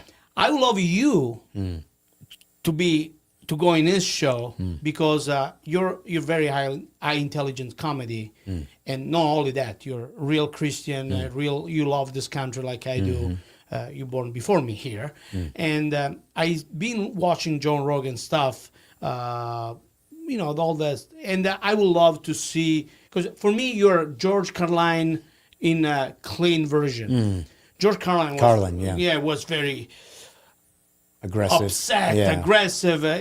You're a piece of cake. Like you're a piece of cake compared to him. Nobody can compete with George Carlin. Yeah, but I believe sometimes, like I told you, we are like fingers in a hand, but together we become a fist to deliver the message we want. Sometimes it's very easy to invite the super famous artist and deliver nothing.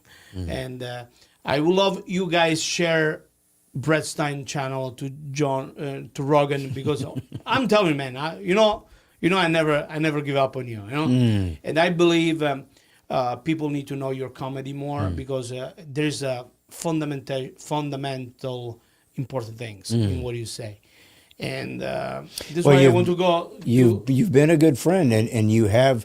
I will say, I've always been a little confused by your loyalty and your friendship towards me. Like, you've always made it very clear that you appreciate what I did, and I'm grateful, but I'm humbled by it. It's like, I don't know what it is, but this is, I think going back to the full scale of me talking about everything. We're going to get back into your story, but if you're serving God, He's got a plan for your life, and He's got people that are going to be part of that plan that you don't even know yet. Yeah. But when they show up, oftentimes you don't see it coming, and when they're there, you go, wow, I never knew God would bless me with a friend that has my back. That's hard to find. Loyalty is hard to find. That's why, right? That's why I believe the only way to change and to prepare a better future for our own family. I never pretend to change the world, right? Yeah. Everyone, we have a family, we have a problem, we have our personal agenda, no? But if we don't surround ourselves with good people, what is the option? Right. So if once a week, I'm not texting you and say, dude, keep going, because you're doing a great job. It's kind of useless call people friends. Yes. So my goal in what I'm doing, I using my life to bless other people's life. I'm a entrepreneur, I'm a philanthropy, and lately, a lot of people call me and contact me because, I have this project, everybody has a project. Yeah. But believe it or not, nobody has integrity to wait. So which is the best offers coming next? And if we chase only that, nothing will be, nothing develop. Yeah. And that I'm learning this in the past 3 months. I've been doing a lot of work. I'm ready to change my stage name after 28 years. Yeah, you were telling me about that. So you've been Jonathan Cilia Faro, and that came out of, maybe quickly, people should know your story because it's fascinating. So tell them about growing up in Italy and the things that happened to you. I'm 44 years old right now, and I grew up in pure poverty, very, very humble and troubled family. I ended up to be in a foster family often because starvation, believe it or not, in 1985, 6, 7, it was a very good possibility for children like me back then. Ragusa is a very small town in Sicily. We were in 1985, 86, go around donkeys. The richest man had a very small car. It wasn't all America. No air condition, no eating. And this is Sicily, which is known for the mafia who have all kinds of money. It's like, what happened? The mafia never brought back the money in Sicily. Okay. So I grew up because a nun teach me how to play piano because he found that was my medicine, music. And it was until I discovered to have this voice, and I was the youngest opera singer back then in Italy, because at my age everyone was busy with soccer, play soccer in the field, and that was very unique for my age, for my maturity. How old would you say it started? I started at 14. Okay. 16, I already did my first gig. I was very famous for wedding and funerals, more funerals than wedding. And then a man from Tennessee, he was American Italian. He started to pay my tuition to become who I am today.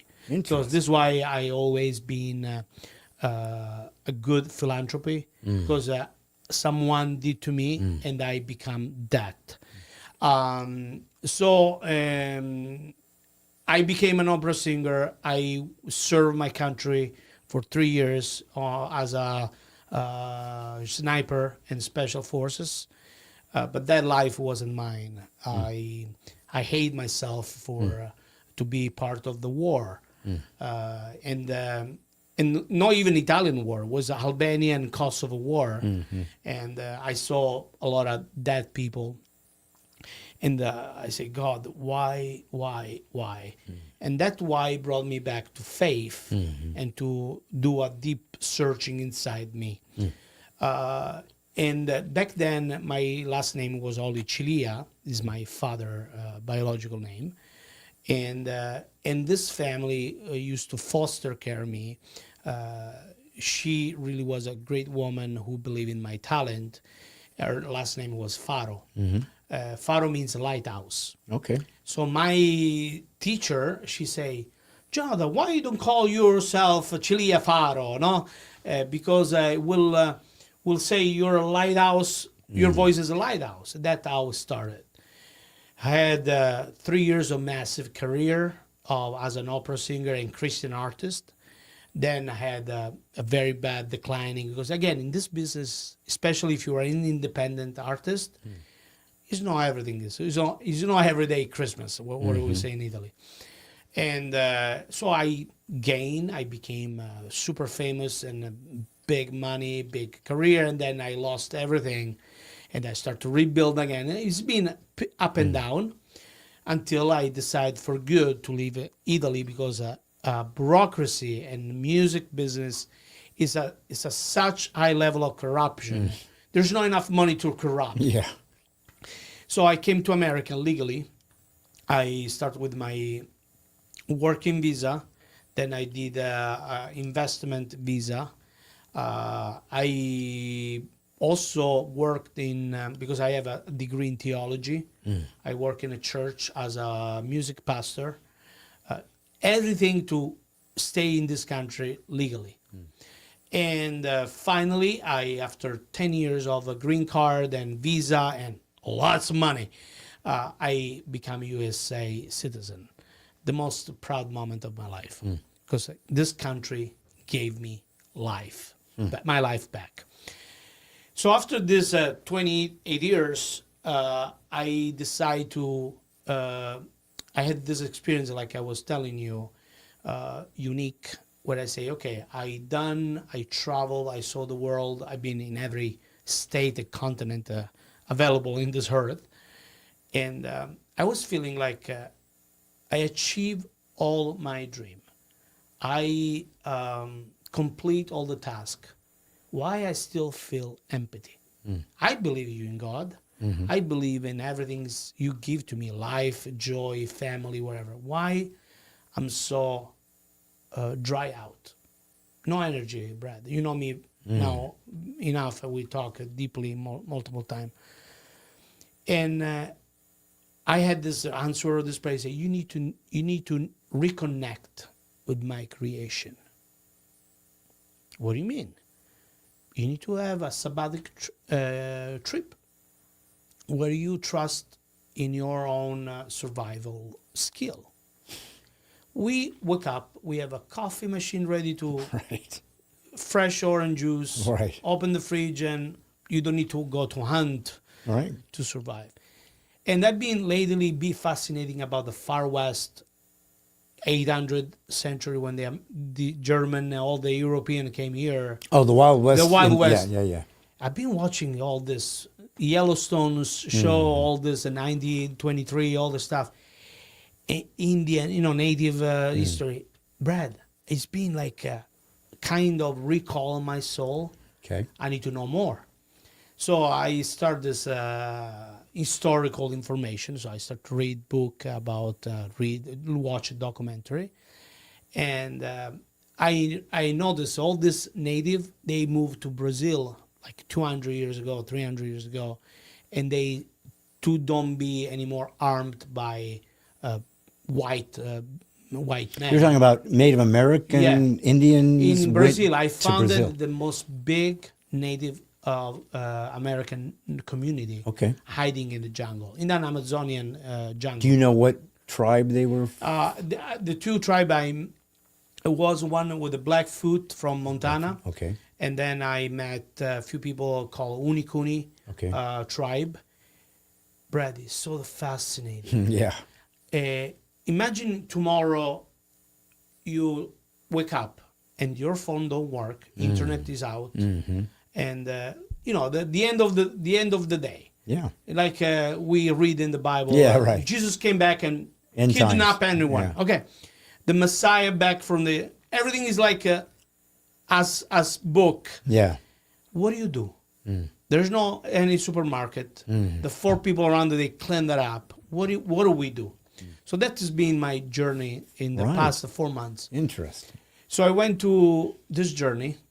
I landed to Rio de Janeiro and I started to climbing the mountains, and I headed to the Amazonian River with a little boat. Tuk. Like it take 3 days to get at the top of it. Tuk. 10 people sweating, bugs. Oh my God! People start to cry after 4 hours. Like, why I did this? And we lived in. I lived there for the first time in my life. 15 days, just with the water, boiling water, like nothing. No service phone, nothing. I was like, my wife was very worried about, but every often we have a satellite phone to just, we're alive. But it was the most divine experience in my life.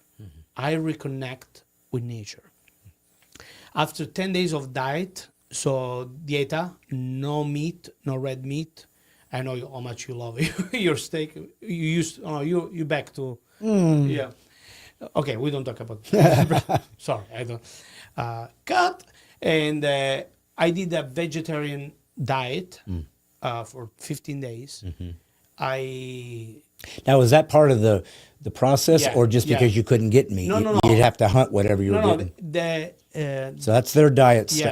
Is the diet to do all the 15 days experience. And the most fascinating, these people hunting. They're hunting wherever it's catch. They can catch monkeys, they can catch deer or leopard or wherever. I stick with the diet, I clean up myself, I start to feel better. Sleeping at night in hammock, between trees, on the blanket on the floor. The first 3 days, 4 days was hard because you need to detox. Right. But again, we are so used to this wonderful, comfortable houses with hot shower. By the way, I didn't have a hot shower for 15 days. Wash in the river, boil the water before drinking. Eat a fruit like a mango from the tree. How it's supposed to taste is not where whole food sell to us. So we did this experience, and at the end of this 10 days, the shaman they made a big celebration, and they prepared this wonderful medicine. They called the medicine. They don't have a paracetamol, they don't have a tachypurina, they don't have nothing of our Advil, Tylenol, nothing, none. There's no supermarket, there's no pharmacy. There's like 300 people live together and do their best to survive. And once a week they do this big ceremonial called ayahuasca ceremonial, and they drink this melassa, is a mix, and they detox. They're vomiting, and there is like purging of everything done in their week. And it was the most profound experience with Mother Earth, with the God creation. I've been watching this video around the internet and the Department of Health of America, we call it CDC? Yeah, wherever they decide where it's legal and not legal. Yeah. This is a drug. And I learned there's not such a thing. This is their medicine. They take two plants. Western medicine is different than the classic. Yeah, if you have a wound, they have this kind of magical mud. It's very salty, and they put here, and the wound is gone. Yes. I see kids. They're healthy. They never been vaccinated. Yeah. By even we have a baby vaccine. They just born and they inject 3-4 just in case. And these people, they're healthy. They're not overweight. There's no, I don't see one chubby person there. And I say this different. Yeah. And I say we are far away to live like these people, and they're happy. So I saw life through their eyes. They don't have envy. They don't have jealousy. They don't have evil among themselves, because they wake up every morning and they have rules. Say, we go to hunt to try to feed all of you. We're gonna keep. We're gonna harvest fruit to give kids, bananas and fresh fruit, and they do minimal cultivation of product. They like potatoes, stuff they can control. There's a team go to pick up the water. They live literally like the world never evolved for them. And when I came back, it was very traumatic, because I forgot we have ice machine.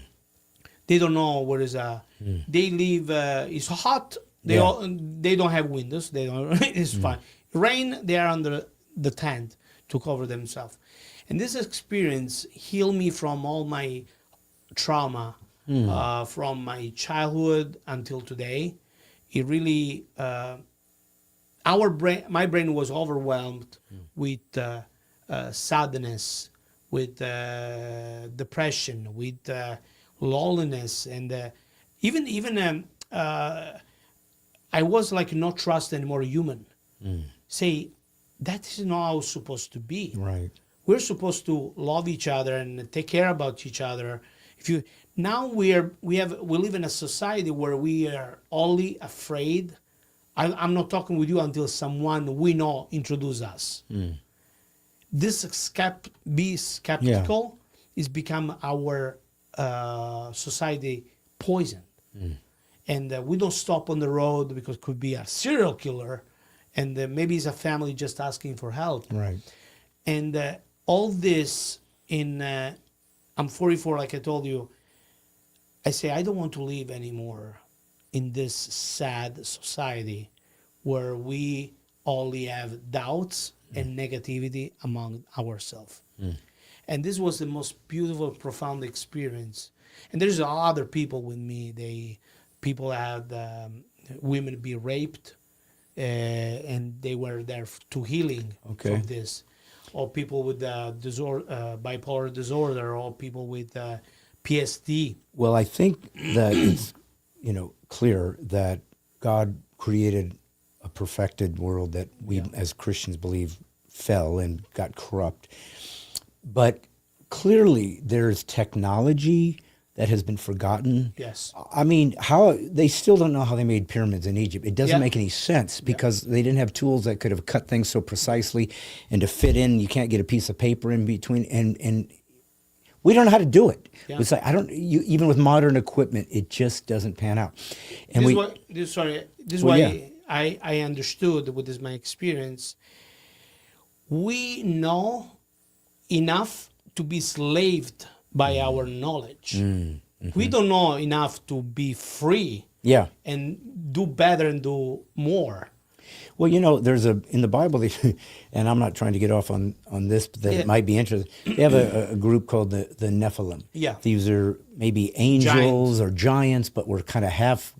But one thing that is interesting is they talk about they gave them technology that God, maybe, I don't know if he was against it, but it seems like there was something almost supernatural that was given to these ancient cultures that we think were just so backwards, and they were, copper. I go often in Rome. I have the privilege to visit the Sistine Chapel and the archive, Vatican archive. There is a book.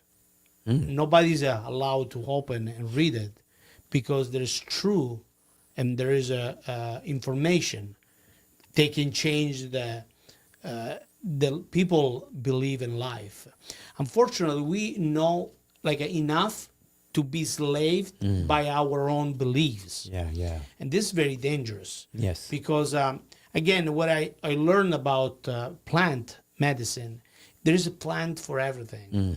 We don't need to buy a chemical version of that plant. Right. And I just discovered there's there's eye drops. They call sananga. They call it is in nature as a collyrium, for the eyes. Give you amazing clean cleanse of the thing. There's a fantastic tobacco gets blow in your nose and clear your sinus. I was with the sinus affection all my life, with my job, with air condition, heating, dust, whatever, and I can never get out, free from this sinus problem. Right. This people show me this medicine, and it's the most powerful, beautiful medicine I ever tried, and I sing even better now. They have a medicine that you can put in your tongue to remove infection from your throat. Like, when you have plaque, you need tomorrow I have a show, and my doctor give me steroids. Yeah. And steroids is not good because I have so much side effect. I tried this medicine. My sore throat was gone in 1 hour. Wow. Because they call it medicine of the birds. It's very spicy, very, very super spicy medicine. You just put in the tongue, you pull the tongue out, and you need to keep out for 2 minutes. In 2 minutes, the spicy go away, and you go back, and your inflammation start to go away too. There's so many things that we don't know.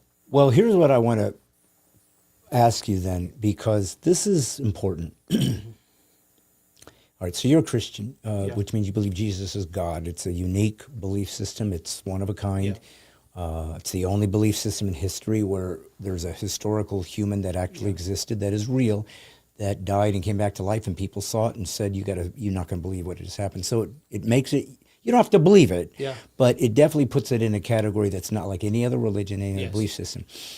But like you said earlier about interpretation of the Bible, and some people can just kind of read what they want it to be, or sometimes they already believe something, so they try to make the Bible fit their beliefs, so that just to acknowledge that they're already the right ones and everybody else is the wrong ones. And we all have that tendency. If you believe something is true, then you clearly have to believe the other things are false, because otherwise you wouldn't believe anything was true. You have to land somewhere. But it does lead to potential concern from Christians of ideas that they might think are anti-Christian, or they might think are suspect because they're pagan, or they might. And so the things you talked about is ancient wisdom of God's, because clearly these people had to have their own medicines back in those days. So as a Christian, did you see anything in this experience that you felt, this kind of is against my belief, or did you see it as a compliment to your faith? No, actually, it reinforced me one idea. You agree with me, the Bible we have today, is the human being trying to keep loyal to the original. But you know better than me, there's a verse for, for public. I give you an example. When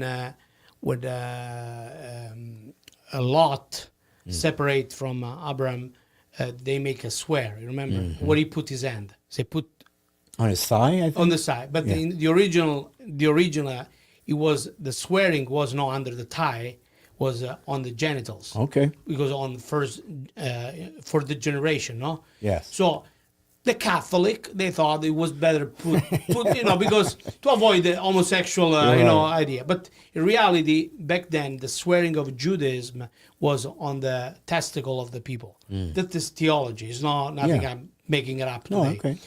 So I believe Jesus spitted on the mud, in the dust, and made a mud and healed the blind person.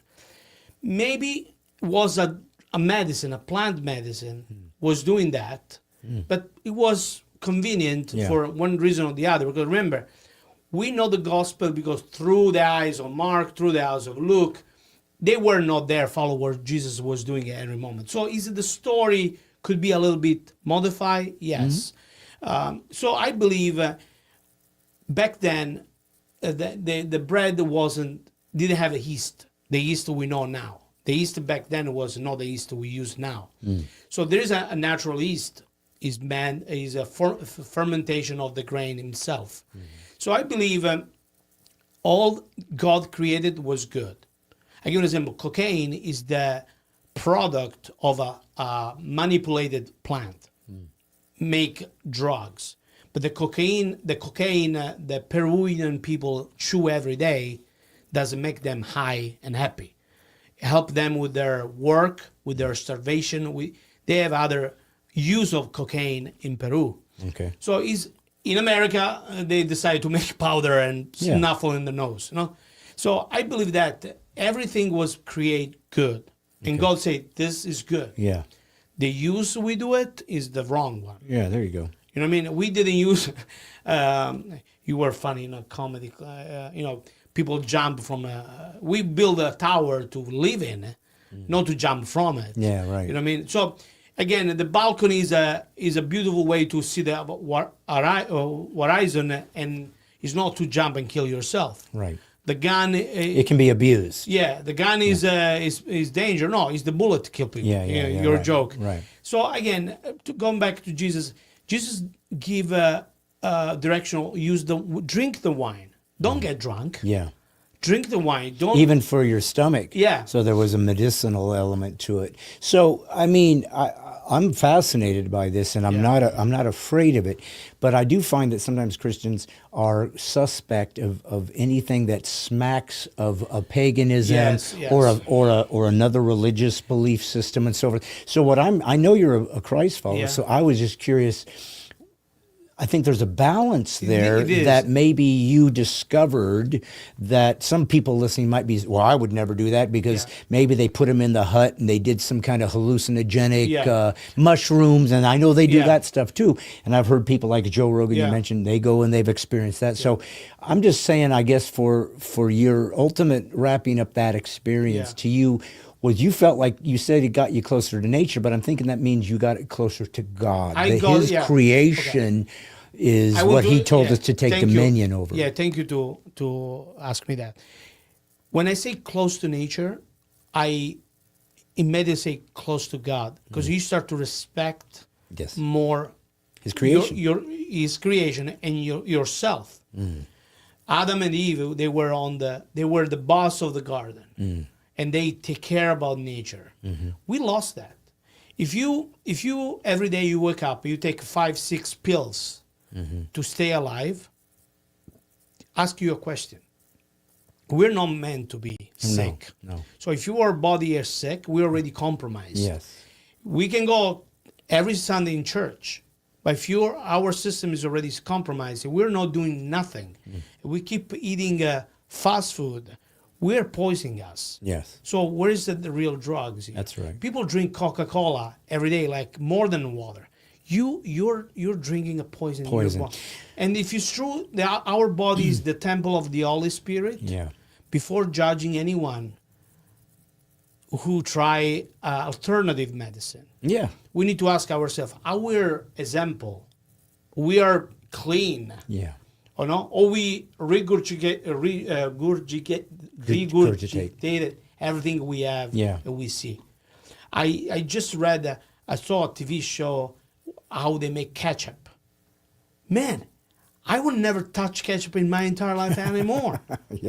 The chemicals. Yes. The chemicals. Well, and that's part of what this new RFK being put into the health administration is. That's what he's been saying. It's like something has to change. And you're a European, so the food over there and what's allowed there is completely different. You're not allowed. It's illegal. Some of the things that we eat here in the United States. I go in Italy and I eat 3 meals a day when I'm in vacation, and I don't gain a pound. If I try to eat the same things I eat here in America, I'm going to be 400 pounds. Yeah. Again, it's about, and again, I'm not encouraging anyone to do what I did, but to say sometimes starting home to eat clean, to watch where we purchase, avoid pops, avoid chocolate, avoid sugar. Sugar is the number one drugs. Really mess up our life. And we need to accept that. We need to call it in the way it is, because we are addicted to sugar. And I believe as a good Christian, before I say, oh, I'm loving God, you cannot love God if you don't love yourself. Amen. Because we are the temple where there's all this. I tell you this, Brad. I start to pray more and be more close to God since I clean up myself. Nice. I felt this peace, not imposed by in the name of the Father and the Old. It's direct connection with God. I wasn't not feeling like this for years. Very pure. My mouth was professing my religion, but not my belief. My spirit was totally different there at time. Well, you said and kind of applied that, the problem with living your life is you get used to the comforts that has been given to you. You get used to the technology, and that doesn't mean technology is bad. Obviously, the difficulty people had just making a road to plant corn with a donkey was backbreaking. And to be able to create a tractor or do other ways to make things easier, has a value. But you definitely lose this gratefulness for having something, because you don't just get to walk into it wasn't that long ago, Jonathan. You didn't know if you were going to have food that day. It was real hard to do that. Well, as we're getting towards the end of this, I don't want to leave it just, and it's a fascinating story, and perhaps when we put links on it, you might even be able to show people where you went so they can get an idea for it. But I guess I kind of want to wrap it up with this, because we did talk about your life and the challenges that you overcame at certainly your career as an opera singer. But I guess I want to finish it with just a personal sort of observation. So I've known lots of people in my life. I've been in all 50 states. I haven't certainly traveled the world like you have, but I've been in my own country and a little bit overseas. But I like people. I like especially artistic people. So some of the freaks, some of the people that are odd and weird and idiosyncratic, I'm actually more attracted to, because I just enjoy the creative process or whatever. But I'm going to say something. I have never met anybody like you in my life. The things that you can do, it's like everything. Like this man rebuilt a piano. Like you went on, I think on YouTube to just get some information. It's like, and Wyatt and I actually there was this program about how they build things. And one of the programs, they literally needed 2 episodes about how to tune a piano, because it is so challenging, and there's these little reed things they have to put in just right and just perfect. And it was like, it made me like anxious to watch it, because it was so, I was like, how could anybody do this for a living? That is ridiculous. You rebuilt the piano. Then you found an old 1959 a scooter from Italy. What do they call them? Vespa. And you built it and redid it and built it and painted it. And then you redid your own business. And then you're a pianist, and you're an opera singer, and you're an entrepreneur, and you've made a great living for yourself. But it's like you just do things on your own. I've never met any. It's like you have the Midas touch. But you came from a world that was the opposite. You came from a place that you were very much felt abandoned with your own family, which I think you've reconciled. So there is a deeper story there, because you kind of lost. We need another hour for that. We need another hour, but fascinating. But you're a fascinating man, and I'm very inspired by the things that you've accomplished, because they're just, it's ridiculous. I've never seen anybody like you, and it's very inspiring. And I'm grateful that you are my friend. I'm grateful that you find something that I do helpful. And ultimately, one thing you have said is that for whatever reason, that God does the things he does, his sovereignty in bringing people together. You were in a place of distress. You were looking for comedy. Mine happened to show up. Obviously, we believe maybe God did that. And it worked for you. It gave you something. Now, I don't know that's happening.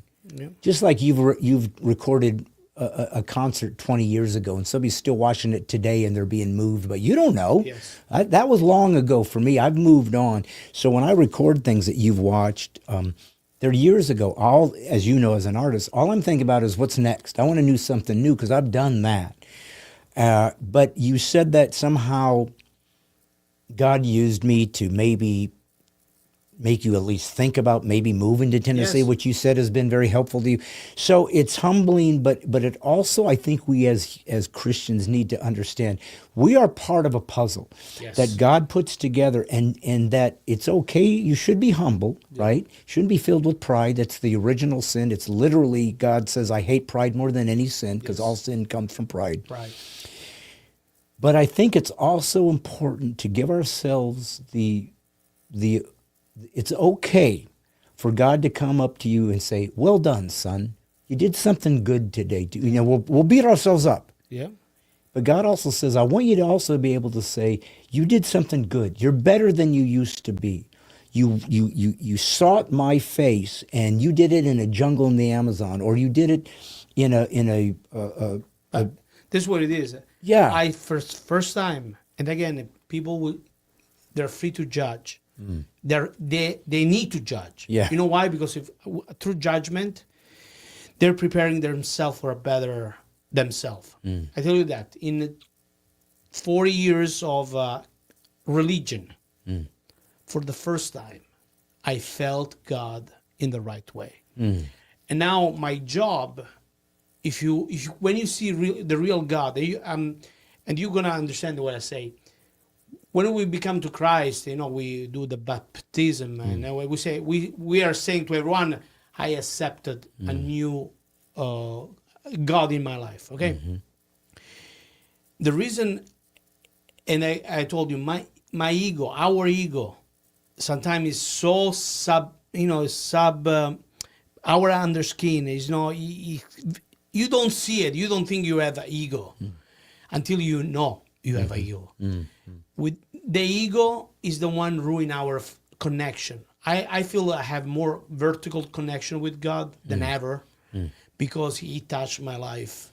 He touched my mind. He touched my heart. In a way, it's between me and him. So I'm not promoting nothing. I'm not making a business of it. No, but I'm grateful that you've had that experience because people can learn from that. Yeah. It's real. It's not a book. Exactly. It's not some Guru telling you, podcast thing. exactly. It's like I did. You can do what you want, Yeah. but I did this. It's kind of like a believer, I guess. It's like you don't have to believe in Jesus, but when I said yes, it changed something in me that I couldn't find any other way. Well, folks, we always end with a one last question that only goes out to my subscribers. So I'm trying to think of something that might be interesting. I would say that. Here's what I want you to do, because if you're from Italy, it's a classic country. It's given us opera. It gave us Michelangelo, some incredible artists. I mean, miraculous artists that can't even be competed with today. We have Raffaello, Donatello, Michelangelo. Yes. Is the three. Well, I've seen even recently some sculptures where somebody had put like a veil over their face, like you can see through it, and some did one with almost like a knitting. You're going, that's impossible that a man did that in marble and not break it and not crunch it or whatever. So I want you to tell the audience. So if they ever go to Italy, everybody knows about the Colosseum. Everybody knows if you get a chance to go to Sistine Chapel, there's things that you would want to do. But tell them the one magical thing that you should do in Italy that most people don't know about, but because you are from there, here's something you need to do to really understand Italy. Hey guys, I'm interrupting my own interview. If you want the answer that you haven't heard yet, go to bradstine.com and join one of the 3 tiers. It is the militia of the mind, it is the warrior level, or it is the special forces. And then you'll get all kinds of special content and bonus answers to make you smarter than you could ever imagine. Go there now, jump on and join the Mighty 10,000. Well, I think that's one of the things that I'm learning, and a lot of us are. There seems to be something happening in the world where people are understanding that maybe God's wrapping things up. I mean, there's such odd things happening, good things, but also kind of frightening things. This AI, this mixing humans with robots, like that's not godly. That's like demonic. Like that's odd. Yeah, we're the most perfect creation. And technology exists in life. We're just mucking it. That's right. And it's almost like the Tower of Babel. It's like God gave us everything. He said, no, we're going to make it better. And he said, oh, are you? Yeah. Oh, are you? You're going to start monkeying with what I created? And historically, when you start trying to become God, he has a tendency to decide, I guess I'm going to have to make some changes. We're going to have to do some serious changes. And so I wanted you guys to meet my friend Jonathan Cilia Faro, and he is my friend, and I'm proud to call him that. Fascinating man. Go to his website, listen to his singing, see what he's up to. But I got to say this, and I started saying it earlier, and I forgot, but I'm going to say it now.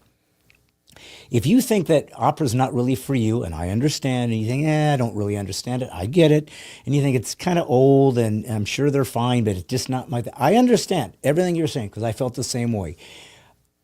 Until I went to a live performance and listened to him sing La Dorsa, say it again, La Dorsa. La Dolce. Yeah, what's the La famous? Donna Immobile? No, the one with the final... Nessun Dorma. Nessun Dorma. You hear Nessun Dorma live by a human being singing it in a room filled with people and it bouncing around. It will bring you to your knees. It's holy. It's sacred. It's beautiful. It's what God uses, music. He created a world he lives in where Lucifer was the singer. I mean, music is sacred to God. It's special. It's one of a kind. And when you hear somebody that can sing like him live, it's mind-boggling. Supernatural. It is, and it's beautiful. And I'm sure you feel it in a different way since you're the one delivering it. But I'm sure you see the people and know what they're experiencing. And to be used as a vessel for God to be able to do that, I'm sure there's a humbling thing. So go see Jonathan live if you can. Go to check his website, and if he's not around, go to see if you can opera house in your town. An opera house that's using professional opera singers. I'm not saying the amateurs aren't good. I don't know enough about it. But if you have a chance to go to wherever they, Madison Square Garden, wherever they, the biggest places, and see opera, go do it just once in your life. And it'll probably not be the last time, but at least you'll see this is what it was supposed to sound like. This is why this has lasted for hundreds and hundreds of years, because there's nothing like this. The pop music you're listening to today, nobody's going to know 100 years from now, but they will still be singing El Nostro Dome because it's unbelievable. But remember, folks, we come here on this podcast because I want to talk about truth. I want to talk about God, and all truth is God's truth. So even if an atheist comes on here, if they have something to tell that is truthful and brings us closer to God, we're going to talk about it. We're going to examine those ideas. And I, as a comic, am just doing the best I can to try to communicate God's ideas as he makes my career become less and less about the comedy, more and more about God. But comedy is the flavor it comes in. And for Jonathan, singing and creating is the flavor. It's the package that he delivers the message that God Almighty is real and Jesus is God. So remember, folks, if somebody ever says, you're being politically incorrect, always thank him for the compliment. Nothing more important than speaking truth, especially those that fear it. Whoever fears the truth are not your friends. And we've learned that so much in the United States. And remember, I'm just a comic. He's just an opera singer. Yeah. But we're also made in the image of God. And me, I'm just doing what I'm supposed to do. I'm just putting the woke back to sleep. See you next Monday. Ciao.